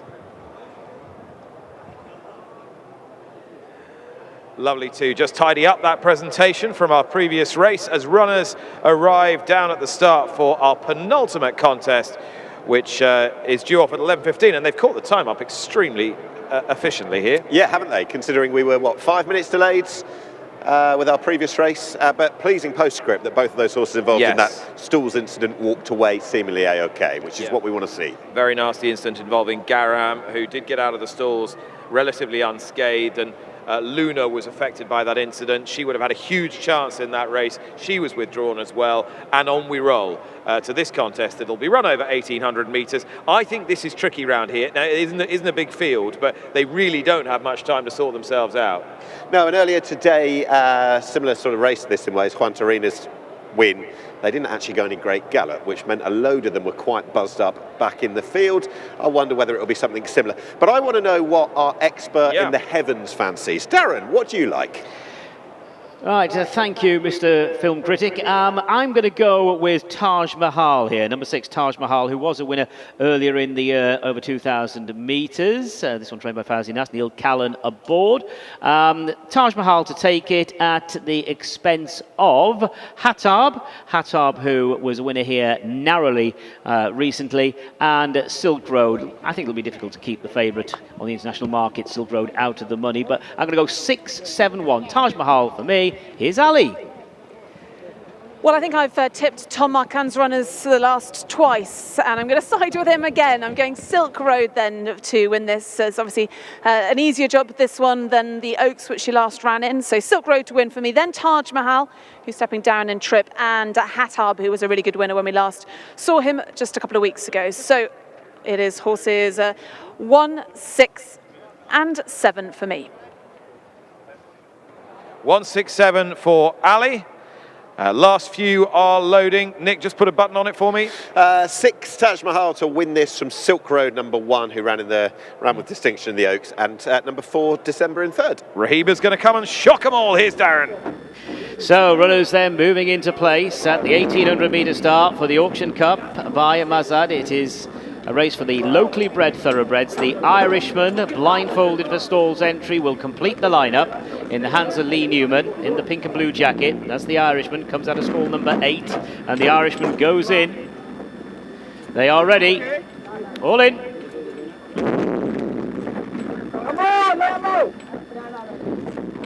Sinjar was just getting a bit worked up in stall number 1, and they're racing, and Sinjar was the slowest one away. Also towards the back is December as they form their early order.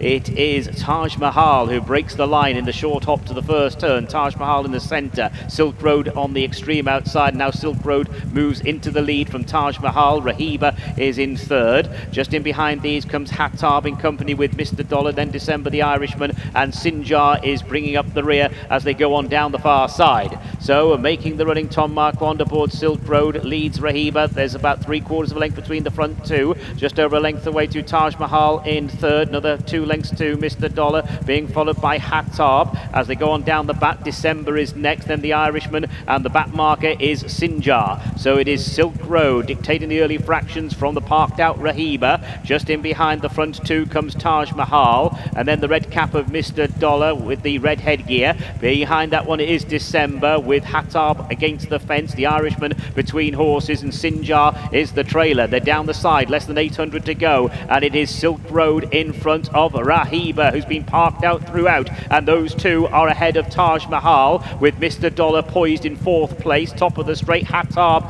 is racing alongside December, then the Irishman, and Sinjar pushed along at the back. They're heading down towards the final 400 metres, and it's Silk Road still in control. Silk Road by about 2 lengths. Trying to close is Taj Mahal. Mr. Dollar's down the outside, then Hattab. The Irishman tries to run on from the back. 200 left to go, and it's Silk Road who's still on top. Silk Road by a couple of lengths from Taj Mahal, then Mr. Dollar, the Irishman, and it's Silk Road just being kept up to her work towards the finish. Silk Road by 2.5 lengths is another one for Alan Smith. Silk Road is the winner. Taj Mahal 2nd place, close for 3rd between the Irishman and Hattab. So it is Silk Road who takes it. This filly, by Call to Mind, dictated the pace. Tom Marquand wound things up turning into the straight, but they just couldn't get to Silk Road. The one who tried hardest of all was Taj Mahal to get there, but Silk Road was not for stopping. This is a horse who was the favourite earlier on, been very, very consistent, was 2nd to the decent Jerusalem last time, and Silk Road, this 4-year-old filly, has come out on top. That was in the Oaks behind Jerusalem. Silk Road, a winner over 1,600 metres back in December. Silk Road, a class act in this race for the locally bred thoroughbred. Silk Road, the winner. 2nd place has gone to Taj Mahal. The Irishman looks to have just clung on for 3rd place there, with number 7, Hattab, staying on the inside in 4. So those provisional numbers, it's 1, 6, 8 and 7. 1, 6, 8 and 7 provisionally. Silk Road, the convincing winner. Yeah, pretty impressive. Good ride to Tom Marquand, just dictating this, winding it up, and really none of the others ever looked like getting to him. The Irishman, the stable companion who's finished 3rd, I think you can mark that performance up a fair bit. Look where he is now, the pink and mauve colours towards the back. Lee Newman still hasn't really moved, but you can't really make up that sort of ground into a quickening tempo off the front end. No, because Tom Markham wasn't stopping whatsoever. He had that little bit of local knowledge based on riding her in the Oaks last time, when, in similar style, kicked for home at the top of the home stretch. Jerusalem had her measure that day. Wasn't for catching on this occasion, and she's improving. She's doing well. 2nd in an Oaks, won here well the time before. She's won today. She's on the up. I think that Tom's obviously judged this to a complete nicety, but he's got a very good filly underneath him. Yeah, I mean, really, it never looked as though there'd be any other winner. Taj Mahal's had a go. That's as good as it got, though. Well, he can do it wherever he is in the world. He's in Bahrain this evening, and so is Ali Vance. He certainly can. Congratulations, Tom. You rode this one in the Oaks. How do you rate her? Yeah, she's definitely improved from that run.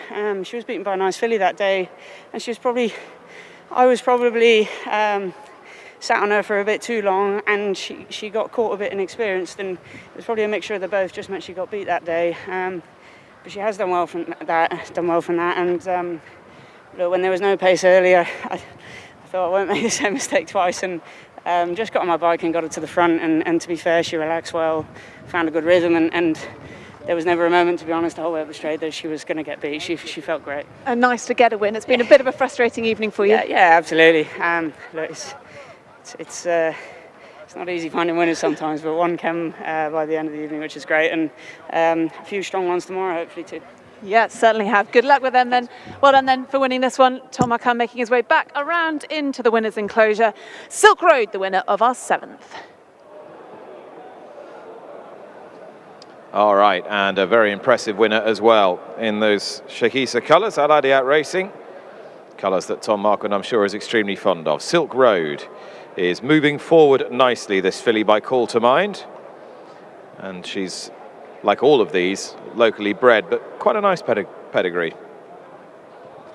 I like the idea that she's improving as well, and Alan Smith's going to be pretty pleased with his last half an hour's work or so. Tom rides in these colours tomorrow on Byline, and then he has his date with a horse that we're very much looking forward to, Military Academy. And just on reflection, after he won the Floodlit Stakes at Kempton in November, this race has been in the diary. So we are building him up, but I think we've got every reason to. Yeah, that's right. And I always enjoy seeing Byline here. He's been a terrific, not just a terrific servant here in Bahrain, but a great ambassador for the kingdom as well. He's done well in Saudi.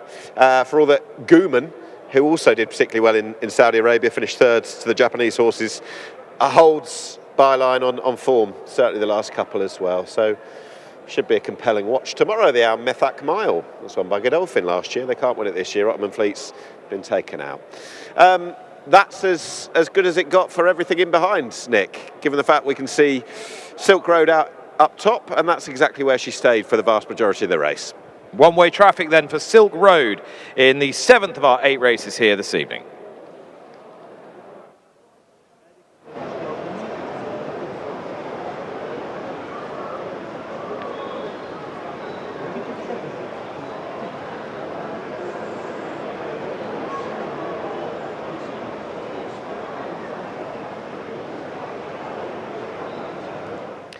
So, confirming that result, first was number 1, Silk Road. Second, number 6, Taj Mahal.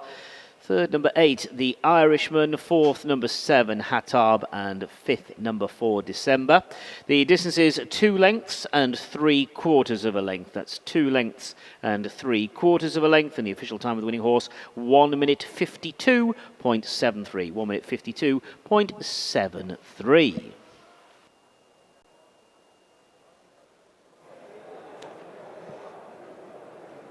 Silk Road, we're just going to take a few more angles of this victory. Good performance it was, and I completely take your point about the Irishman, who in truth positionally has lost the race, but I would imagine that if things play out differently and you don't have such a willing horse on the front end, the Irishman's going to be winning the fair share of races. Taj Mahal has run as well as I expected Taj Mahal to do so. Neil Callum wasn't able to weave the magic like he was in the previous race, or the Turf Series race. December ran okay, but I think it's just once you've got someone like Tom Marquand who's got the strength in the saddle, but also that watchmaker's precision in his brain, you ally that to a filly who's good enough to win it, and the rest are just paying for places. Yeah, so just one more race to come. One more. I've enjoyed tonight. Good, I'm pleased, and it's actually calmed down a fair bit. When we arrived, it was very blowy, very blustery, and raining, quite drizzly. It's now pretty pleasant, and the crowd is very much out in force. Yes, should build for tomorrow as well, really. Yeah. With the King's Cup. And we were just talking about that race earlier, and it's now a Group 3. Last year's winner.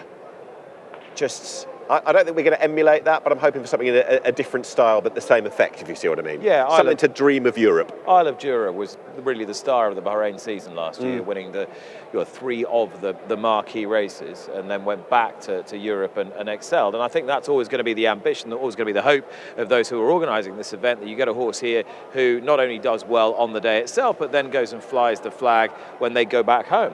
And that could easily be Military Academy tomorrow. Where we are going now is down to the presentation, and Ali Vance. And we welcome up Talal Al-Rafi, the CEO of MAZAD, to present the trophy then for the Auction Cup by MAZAD, our 7th race. Victory went to Silk Road and in the colours of Al Ariat Racing. Tom Marcan, the winning jockey, and Alan Smith, the winning trainer. So we will welcome up Talal Al-Rafi to present this trophy.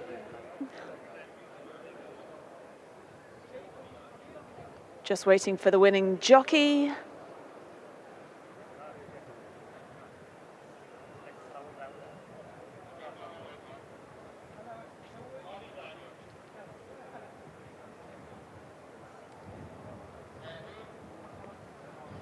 So there we are then, the Auction Cup by MAZAD, won by Silk Road.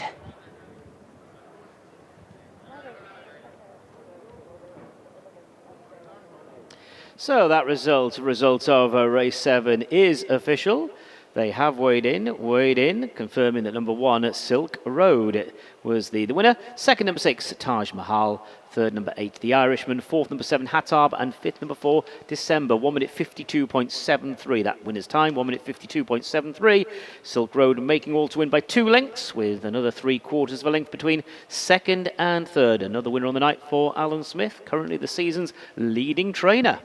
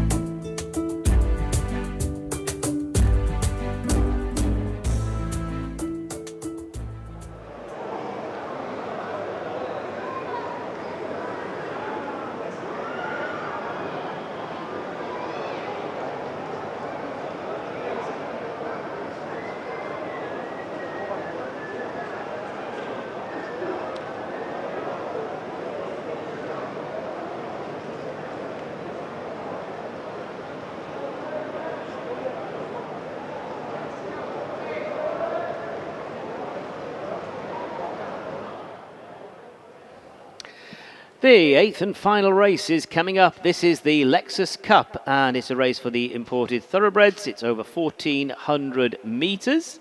It is a maiden race. Number 1, National Interest and Stefan Lajaj. 2 is Kuzdar, Rosie Jessup. 3, Najam Aldar, Connor Beasley. 4, Musafa, Marcel Juras. 5, Sayaf, Abdul Rahim Jassim. Number 6 is Sabriel, Ibrahim Nada. 7, Catherine Parr, Neil Callan. Number 8 is Graciela. Mohammed Jamil now takes the ride. That is a jockey change. Number 9 is Bartha, Hassan Al-Safa. And 10, Cinnamon Swirl, the mount of Andrew Breslin.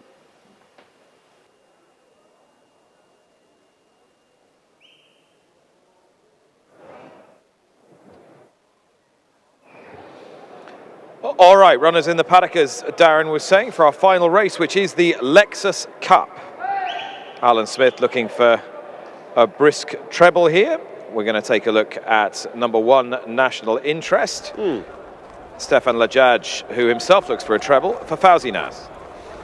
Interesting runner, nice pedigree by Kingman out of an Aga Khan mare, assuming I've got the same one, Dardiza. from a nice family. It's a gelding on debut. I couldn't know much more, but connections, not least the jockey, having a good evening, and it could end well as well of national interest. Yeah, good looking horse, well bred, Isn't as he? you were saying. Imported horse, this race, 4 imported horses. Here's 2 Kudzar, an entire by Golden Horn. 3 race maiden thus far. Sharp drop back in trip from 2,000 metres. Very well beaten here last time, and admittedly has plenty to do based on that. But they dropped back to 1,400, was 5th over this track and trip the time before. Number 3 now is Najm Aldar. Yeah, from the rating he was initially given, he has been struggling. The only one here last time, and looks to get off the mark at the 5th attempt. Conor Beasley rides for Jabba Ramadan, who had that winner together earlier. 4 is Masafa. Debutant by El Kabir, out of a filly for Juddmonte, trained by Amanda Perrett way back when, Al Zanti. Hasn't actually thrown up that many winners, Masafa's dam, so it's a bit of a guessing game. The rider has had a winner already today. Sayaf is number 5. It's had a couple of runs, hard to glean too much positivity out of either of them. We'll break from stall 10. Still a young horse, but needs to find something more than we've seen, which isn't much.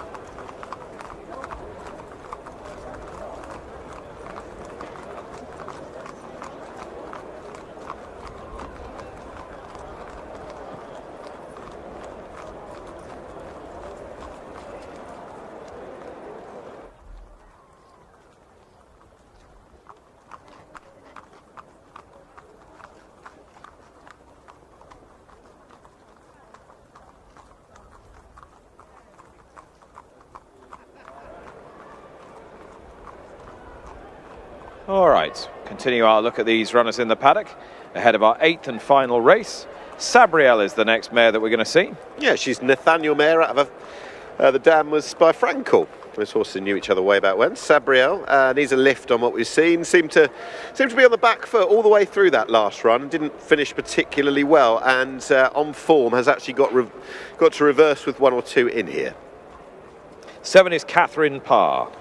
Another well-named one out of Majestic Queen. We like that. Catherine Parr has got a bit of experience. She's a Blue Point filly. She was actually bred by Godolphin. Good run 2 starts ago, but suddenly looks a little bit more exposed off the back of last time. But look, 2 starts ago was promising. 8 is Graciela. Half a dozen starts. She's admittedly coming into this off a personal best, which is good. Second to Fleet Admiral. Was, albeit quite well beaten, still reasonable form in the context of what she had or hadn't showed. Number 10 is Cinnamon Swirl. They are delicious. Daughter of Memas, 5th on both starts so far, and has got form tied in with the owner mate Bartha. Aha.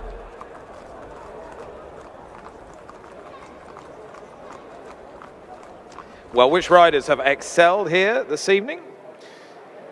As we look at the jockeys who are in our final race, Rosie Jessup there. Yep. Been based in Bahrain for a number of seasons. Ibrahim Nada is back to you. Rides Sabriel. Stefan Lajaj looking for a treble. He rides this well-bred newcomer, National Interest. The more I've looked at this and the more we've talked about the runners, I've talked myself out of the majority of them, and I almost want to go for something completely unknown. Like this one. And it is National Interest. I think that's the one I'd be siding with. 4 Fauzi Nas, who pulled a real rabbit out of the hat in these colours today. In these colours. With Nationwide in the Al Fateh Cup, the final leg of the Sprint Turf Series. I could have had 12 goes and he wouldn't have been in my list. I could have had 16 goes and he wouldn't have been in my list. Sayaf, rider Raheem Jassim with his back to you there. Horse who shaped a little bit better the second of the 2 starts, but I suspect we'll need an extreme of ground at some point. Masafa, that's Horace Marcialis, has already had a winner today. Some great content. Always about creating content. Absolutely. Absolutely. That's why we've got the production team we have as well. No, we're trying to find out which horse was going to be his, but it's not 3. It's not Najm Aldar.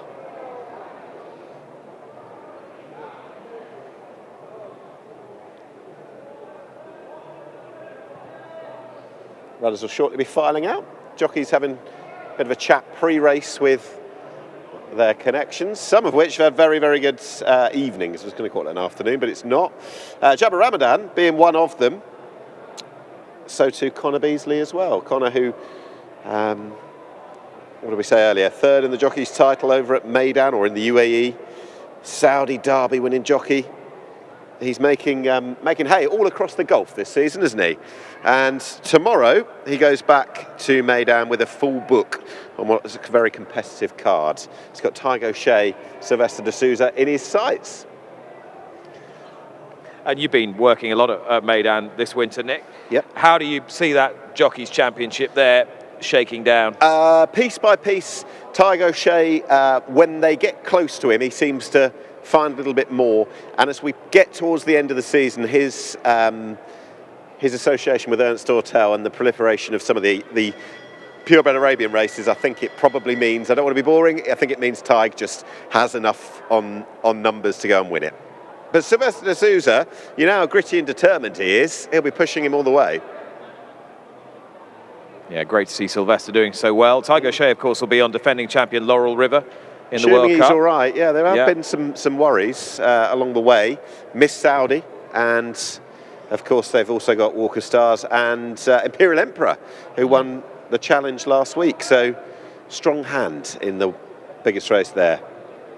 Yeah, Walker Stars ran maybe a shade disappointingly in the Saudi Cup, for all that the race was dominated by two exceptional horses. I think he was found to be, I think he's on antibiotics. Okay. So hopefully they do get a run with him. There's one very young race fan. I have to say, when I was that age, Bahrain was certainly not on the landscape, but plenty of people, young people, get to enjoy racing here today, which is good. All right, let's head down to the paddock and join Ali. To do this race. I promise you nothing.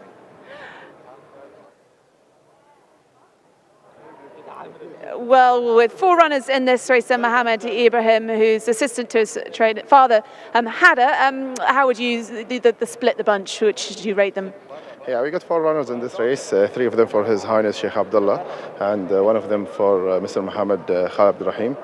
I think it's a good race for this nice handicap race for this level of horses. So we hope so that they run good today.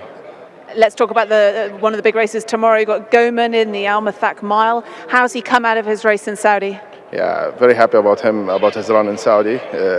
He traveled well back home. His work's been amazing, so we hope that he's going to run big tomorrow. Good luck tomorrow, and of course in this as well. Thank you.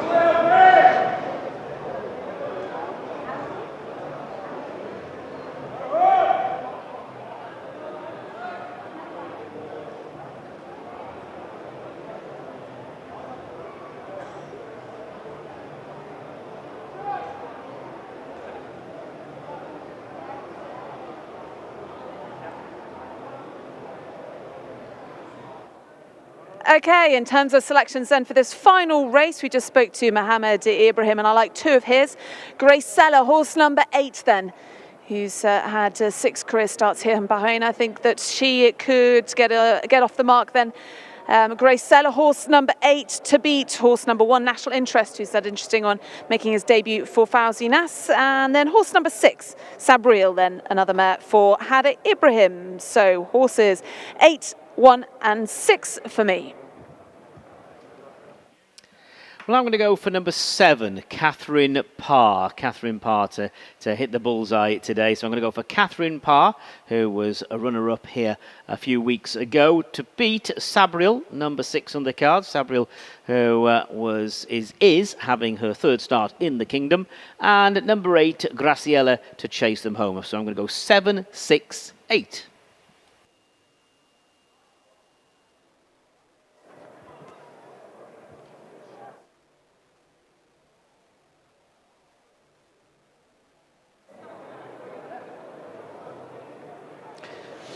All right, in shot there, number 9. That's a jockey change. Mohammed Jabil taking the ride on Bartha, a yellow cap. So we've had the 1, 2, 3 from Ali. We've had the 1, 2, 3 from Daz. Lighters? One national interest to burst onto the scene to win this. Then Catherine Parr, number 7, very much like that one, like Darren, and Kuzdar, number 2, to finish 3rd. So 1, 7, 2. Kuzdar back to this sort of distance. You think that'll bring about the requisite improvement? It needs to. What about you? All right, I'm going to go with Graciela on top. Okay. The 8. National interest 1. And Sabriel, number 6, to round out the try. 8, 1, 6 for me. Yeah, a couple of jockey changes we've notified you of in this particular race. Just noting tomorrow with Guman, Alberto Sanna down to ride, the star miler of these parts. Yeah, ran a huge race in Riyadh. Didn't he?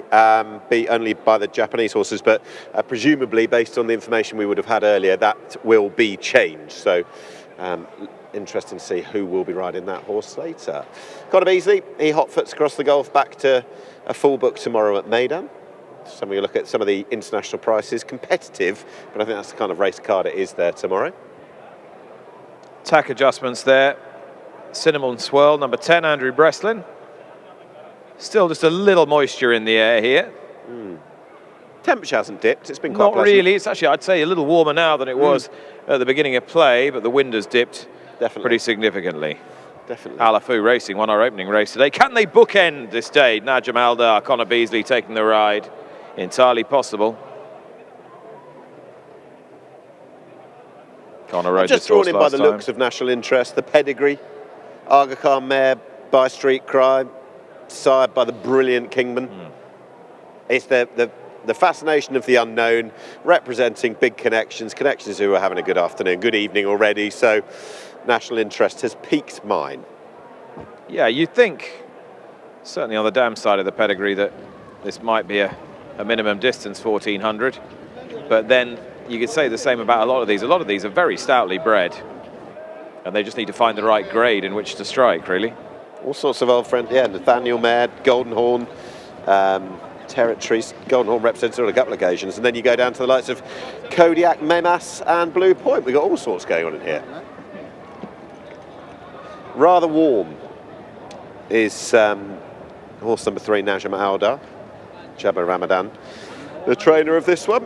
1,000 metres last time, chucking back up in trip now, but 2 stars ago it was 2,000 metres. So all sorts of different trials and tribulations for this horse. There's number 6, Sabriel, the daughter of Nathaniel, out of a Frankel mare. And needs a lift on the brace of runs we've seen so far. And I mentioned earlier the thought that over 1,600 metres, the horse seemed to be on the back foot all the way through last time. It didn't finish particularly well either. So positivity can't be taken too much from last time. We are less than 2 minutes away from post time at the end of 8 pretty compelling contests, 2 of which were the final 2 of the 12 race series that is the Bahrain Turf Series, the middle distance and the sprint. The sprint didn't necessarily throw up a dramatic finish, but we had anything but in the middle distance, didn't we? Yeah.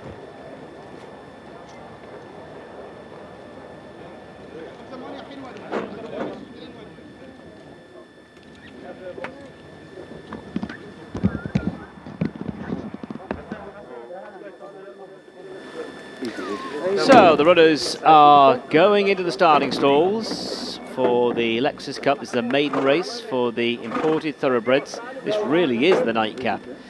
And to go forward is Graciela there, just kicking out at the moment, Graciela. Mohammed Jamil takes the ride. as we look at number 7, Catherine Parr, moving towards the stalls. Sayaf is in, Graciela still to go, Najm Al-Dar is another one out of line. Stefan Lajaj has had a really good night. He's aboard the international favourite, National Interest, who had 4 starts for William Haggis in the UK. Musafa is another newcomer to the kingdom. His National Interest going in. Najm Al-Dar getting pretty warm at the start. And Connor Beasley in the saddle, so Musafa still to go, Najm Al-Dar, and also Bartha is another one we're waiting on. As Najm Al-Dar pokes his head through the gates, halfway there. Najm Al-Dar is in. Bartha with the blindfold, and Musafa waits. At the 1400 metre start for the 8th and final race of the evening. Musafa, a debutant in the kingdom, 3rd career start in total, goes in, completes the lineup, and this really is a race before bedtime. And they're off. 1400 metres is the journey. Sayaf a little slow to go. So too is Catherine Parr being pushed along early. Grabbing that rail is Bartha. Musafa's right there. So too Sabriel and Najm Al-Dar. They're being followed by National Interest. Leaders are chased by Graciela, with Kuzdar Sayaf is on the wide outside. The red cap also towards the outer is Cinnamon Swirl. Musafa now drops to last inside the last 1,000 metres, and Bartha's really taking off towards the end of the back straight. National Interest gives chase, about 5 lengths down. Najm Al-Dar back in 3rd. Cinnamon Swirl is posted 3 wide, and then between horses is Kuzdar, Catherine Parr on an even keel, being followed by Graciela, Sabriel and Sayaf. And Musafa is last of all, heading into the straight, less than 600 to go, and it is Bartha, the one to catch, leads by about 4 lengths. Now Stefan Lajaj has ridden National Interest like a very good horse, is about 4 lengths down, now shakes the reins on National Interest. To the outside and being driven to get on terms is Najm Al-Dar. Sabriel is next, Catherine Parr yet to pick up. The one they haven't got to is Bartha. 200 metres left to go. Bartha leads by about 5 or 6 lengths. National Interest 2nd place, Najm Al-Dar 3rd, Sabriel next, and into the last 100 metres it is Bartha in control, took off down the back and wins. Bartha the winner. 2nd place National Interest, Sabriel snatches 3rd, and it is close for 4th with Najm Al-Dar joined on the outside by Graciela. So it is number 9, Bartha, who wins the what is a real nightcap. The race before bedtime goes to Bartha. Bartha, who wasn't beaten all that far behind the useful Carnegie Hall last time over 1,600 metres, really did take off here in the hands of Hassan Al Safar for Osama Hashim, and another one for Al Mahamidia Racing. And I wonder if the other jockeys thought this horse would come back to them. National Interest has run a sound enough race, though, to be fair. Long time off the course. National Interest run a sound enough race there in 2nd place. Be another day, I'm sure, for National Interest. 1, 2, 3 can be confirmed. The winner, number 9, Bartha. 2nd, number 1, National Interest. And taking 3rd was number 6, Sabriel. So it is 9, 1, 6 confirmed. There'll be a photo for 4th. Well, a performance of shock and awe in our final race from Bartha. Jockey changed, but he never saw another rival. Absolutely not. And you talk about pedigrees before the race. Kodiak out of an Ifraj mare showed plenty of pace here. A bit more speed in his pedigree than the others, that's for sure. Hadn't shown a great deal necessarily in 3 runs prior, but seized the initiative on the front end, wasn't for stopping whatsoever. And actually the biggest cheer of the night has just happened over our shoulders. Crowd were going wild for this. Never mind the Turf Series races. They were taking the roof off the stand. They were probably quite satisfied from some way out as well. National Interest, as a debut, that was a strong one, I think. Has chased the pace throughout, got no nearer really, but as first start for a horse who, as you said, is probably going to want further than 1,400 metres, they'll be winning races with him. Sabriella's run through for third, horse who definitely wants further than 1,400 metres, but that's another step in the right direction for her, though she is 5 already, so she'll be wanting to get winning before too long. Yeah, 3-year-old wins it, unraced 4-year-old in seconds, couple for the future maybe. Yeah, but the winner, patently the most able, patently the quickest, and likely to continue to do well here. 9-1-6-3. 9-1-6-3. The finishing order in race 8. I didn't have it. Me neither.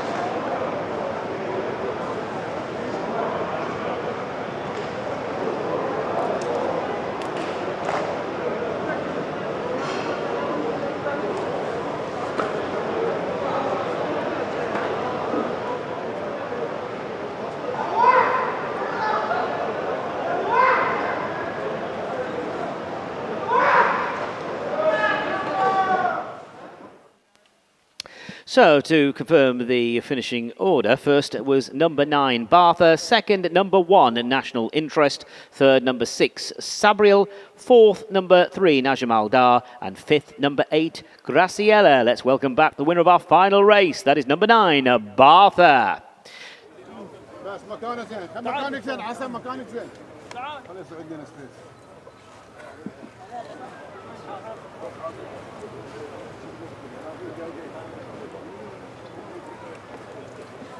يلا ابو خليفه خليفه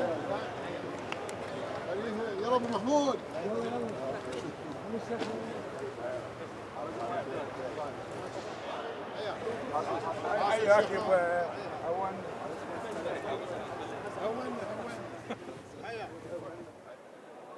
Well, there's little doubt that this race bears watching a couple more times. We pick it up, you know, essentially where the race is done and dusted and it's all over. Just keep your eye on 1 or 2 of them in behind. I thought the runner-up boxed on well enough in the circumstances. Yeah, it wasn't actually, it didn't sort of go backwards, didn't necessarily go forwards, didn't bridge the gap, but also wasn't being collared by anything in behind. Ryder had completely accepted fate at this point, but in truth, they'll be quite heartened by what we see. Actually, when you watch it down the back, in the yellow cap there, the rider had actually built up such a sizable gap that maybe they thought he was going to come back. He didn't.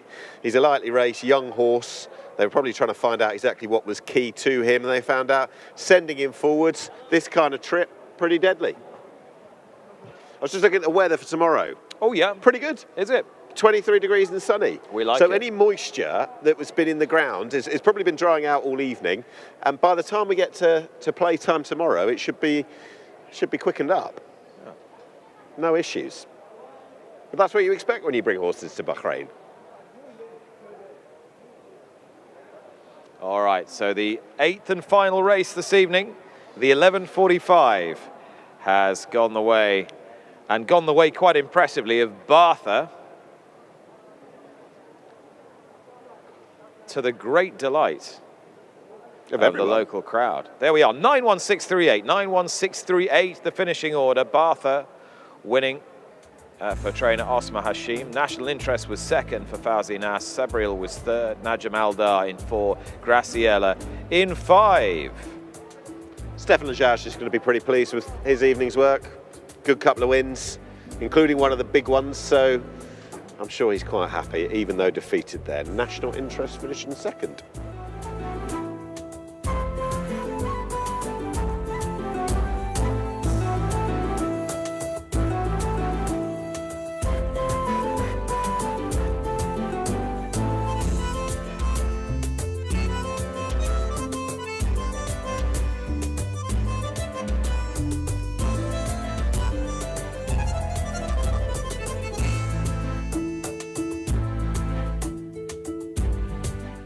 And the result of the 8th and final race is now official. They have weighed in. That's first number 9, Bartha. Second number 1, National Interest. Third number 6, Sabriel. Fourth number 3, Najm Aldar. And fifth number 8, Graciela. Distances confirmed as 5 lengths and 2 1/4 lengths. That's 5 lengths and 2 1/4 lengths. And the official time of the winning horse, 1 minute 23.49. 1 minute 23.49.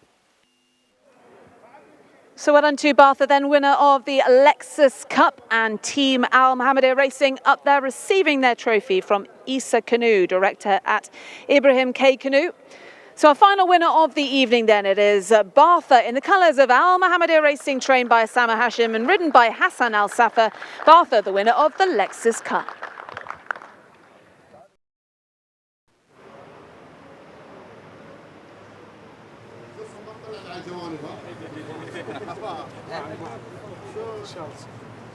ما اعرف شو في الشاعر همشي الشاعر مبروك ابو علي.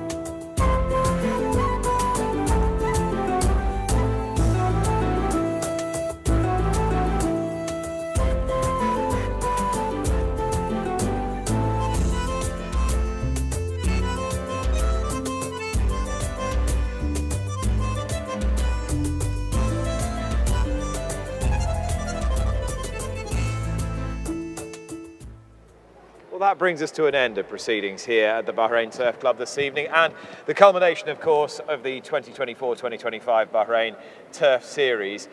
Perhaps not quite the compelling conclusion that we'd anticipated, but nonetheless, Ali, as you rejoin Nick and I, some tremendous talking points. Yeah, picking up on Nick's point earlier, Neil Callan's ride on Soldier's Empire was just absolutely unreal. cracking, wasn't it? I mean, he's done that here a number of times, as we've talked about. He's 3-time champion jockey here, and he's won on horses that look beat halfway, and somehow he's found the gaps, or he's so flexible with the way he can ride. He was fantastic on Soldier's Empire, and great to see that horse rewarded for his consistency by winning that division for Marco Botti. I loved your interview with George Bowie. Yeah, I thought that was the interview of the night. That was the funny bit, wasn't it? Interviews in defeat are always better than interviews in victory. Yeah. Particularly given the relationship he's got with Neil Callan. Be a bit of a frosty word. But yeah, I like the fact that the consistent horse is rewarded, I suppose, in that middle distance. It rewards you for being part of the series all the way through. Yeah. And Roman Dragon then, of course, winning the sprints as well. So I think Hugo Palmer's certainly breathing a sigh of relief after what happened 12 months ago. For sure, when Box to Box was denied that series win at the 11th hour. Right, let's confirm the standings then. We will start with those middle distance standings. Soldier's Empire leapfrogged the two in front of him to go to the top of the table with 15 points today. 35 points he finishes on. Majestic didn't really figure today. It wasn't the right sort of race for him, 27. Mr. Allen, well, he would have won had he won. It was a huge turnaround. Well. It would have been amazing. Merlin's Beard 4th and Snellen in 5th. And the sprint standings, Roman Dragon did hold on, despite the fact that today he was rather marooned in the middle of the track, following the wrong pace. He still held on. 29, Swift Asset, Desert Cop, Nomadic Empire, Spangled Mac. And how on earth Nationwide won today's edition of that race, we will never know. Fauzi Nas might know, but we won't. Well, as the winning jockey said, Stefan LeJudge, the fact that he just was on that rail, apparently only wins when he's drawn on that side and on that rail. Amazing. Which, when we were talking about the other rail being the perhaps advantageous rail, and then Nationwide went and did it. Yeah, but we had egg on the face at that moment. I did, certainly. You don't want to be drawn low. Stall 2 beats stall 1. We know what we're doing, don't we? We do, and we'll be back here tomorrow to do it all again for the King's Cup, but we'll leave you with the conclusion of the Turf Series 2025.